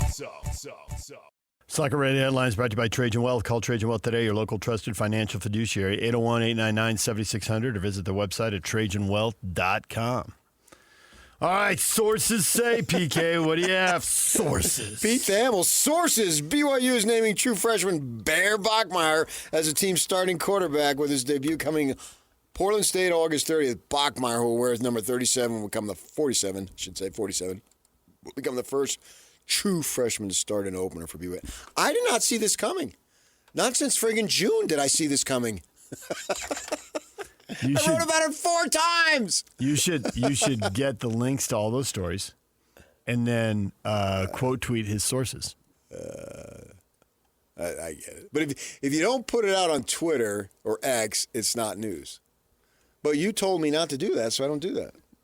You can put the stories out there, put the links out there. Paycheck's the same. I got extra money out of it. Sources. I mentioned it 4 times. First time, June 6th. I went back and looked. And anytime anybody said Hillstat, I kept saying, don't rule out this Bachmeier. And if you listen to what the coaches said, he's going to get every opportunity. He's picked up the system. He's looking good. To me, it was not totally obvious, but I'll go fairly obvious that this was going to happen. Couldn't be totally obvious. He had to actually go out there and do it. I mean, they wanted him to do it. But he was doing it. They wanted him to do it, but he had to actually do it. I mean, he had to go out in the scrimmages and the practices in August. But he was going to do it. Right. There was no doubt in my mind he was going to do it. And I can state implicitly that he was brought in to start in 26. Because he committed before the lawsuit and all the stuff that went down with Retzlaff, right? So nobody told me specifically he will be the starter. But if you listen to what they said and then that he was going to be the starter in 26, well, once everything changed, you have to start him in 25. It all makes sense. Why would you waste a season of him sitting around? You're not going to do that. Doesn't make any sense, as you just said. It all makes sense as long as he can go out and do it. It do. And he will. I love the highlights they send out from their scrimmages and that. Somebody threw an interception. Oh, and then there was that. They edit it so you can't see which quarterback threw the pick. Yeah. They just pick it up with the ball in midair. And there was that, too, that they orchestrated this. Yeah. This is, on the surprise meter, it does not register. 0. It was going to happen. There's certain people can tell you what did happen. But you know the rest of the story.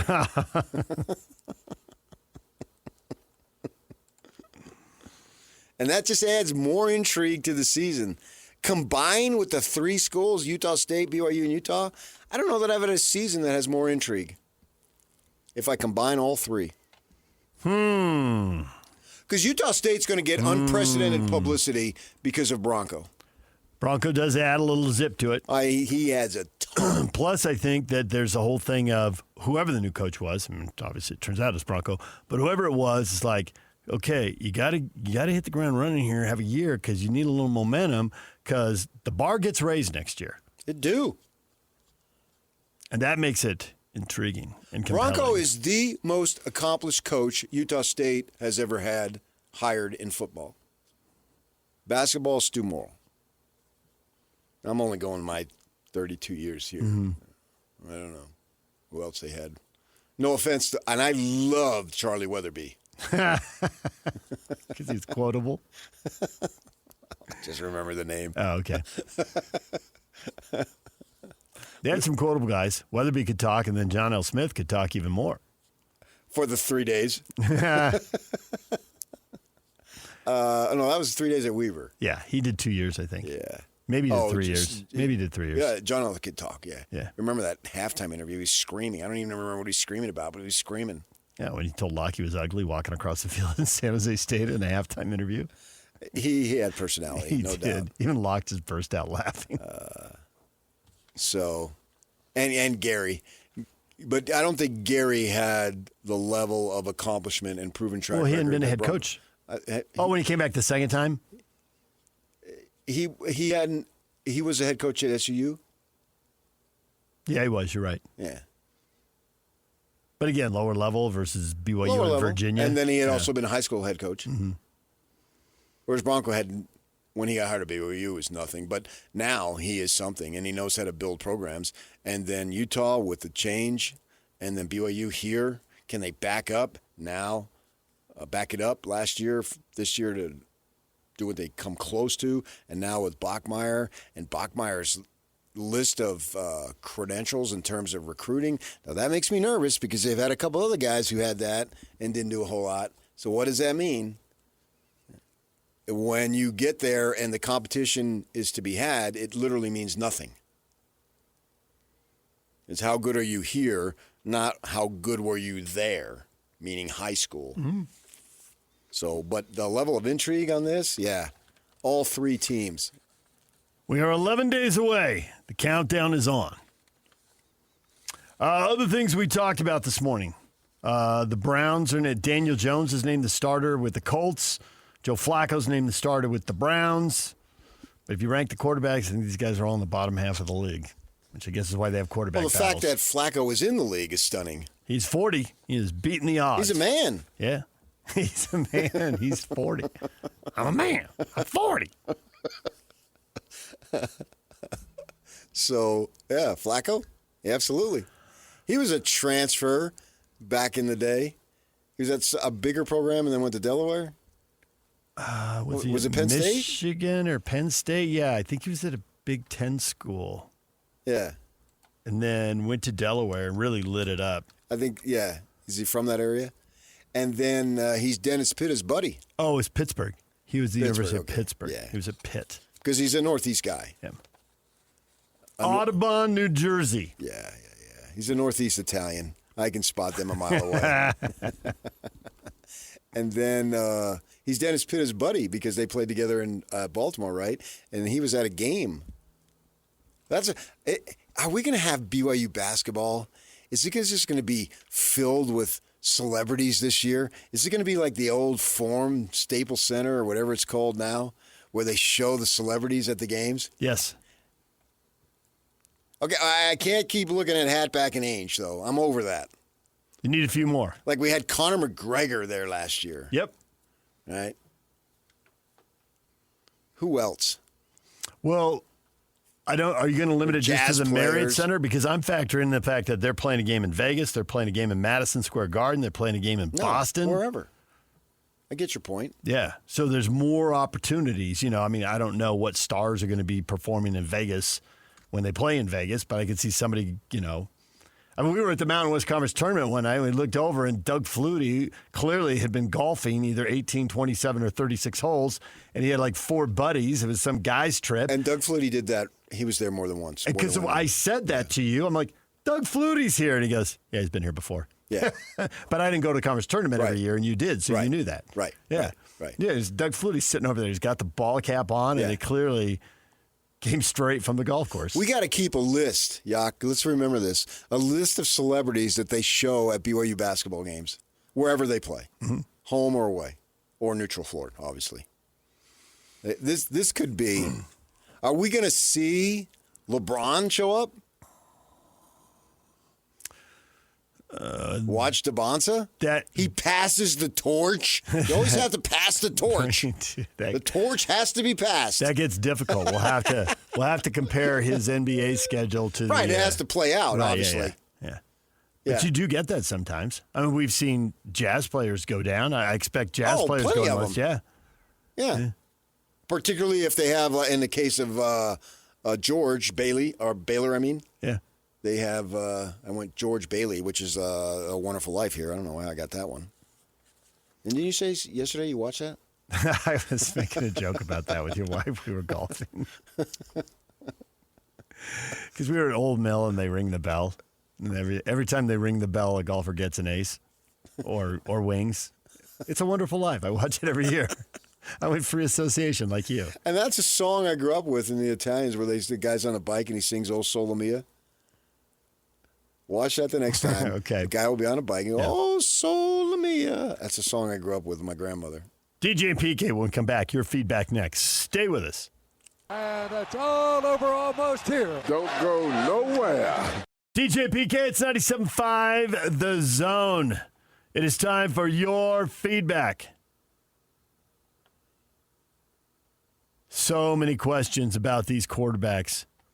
Who will have the best year? James, it'll be closer than you want to admit. He got in a back and forth. With Andrew, who said Dampier by a country mile. Ooh. I don't know about that, man. If Dampier has his best season, then I get by the country mile thing. Yeah, but he's got to go do it. There are a lot of people here, I don't even know who to give this credit to, but a lot are like, man, I'd take the BYU skill players. Oh, here it is. James, give me the BYU skill players all day, though, by a lot. I think I'm confident that Bachmeier will have the best college season that he's ever had. Good at freshman. Well done. You see? Yeah, I see what you did.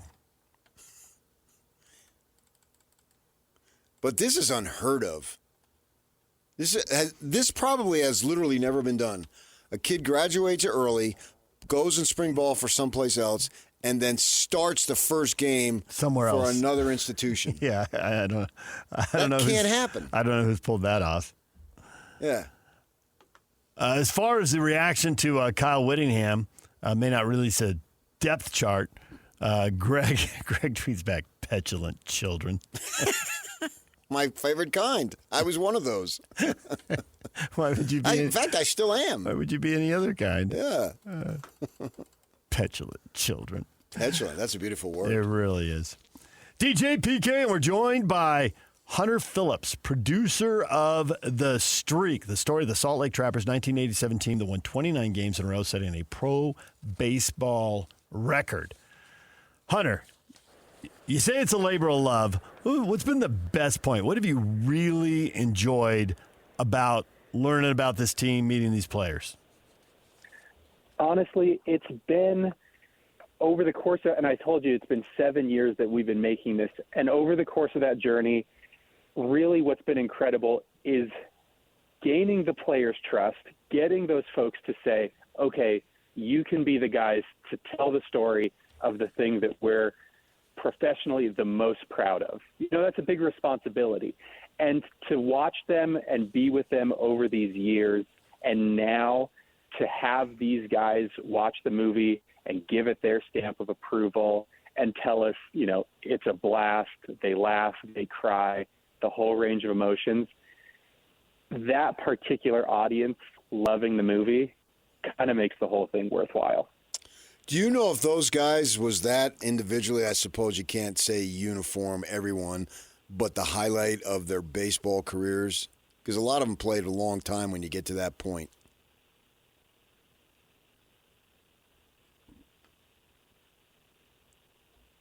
You stumped him.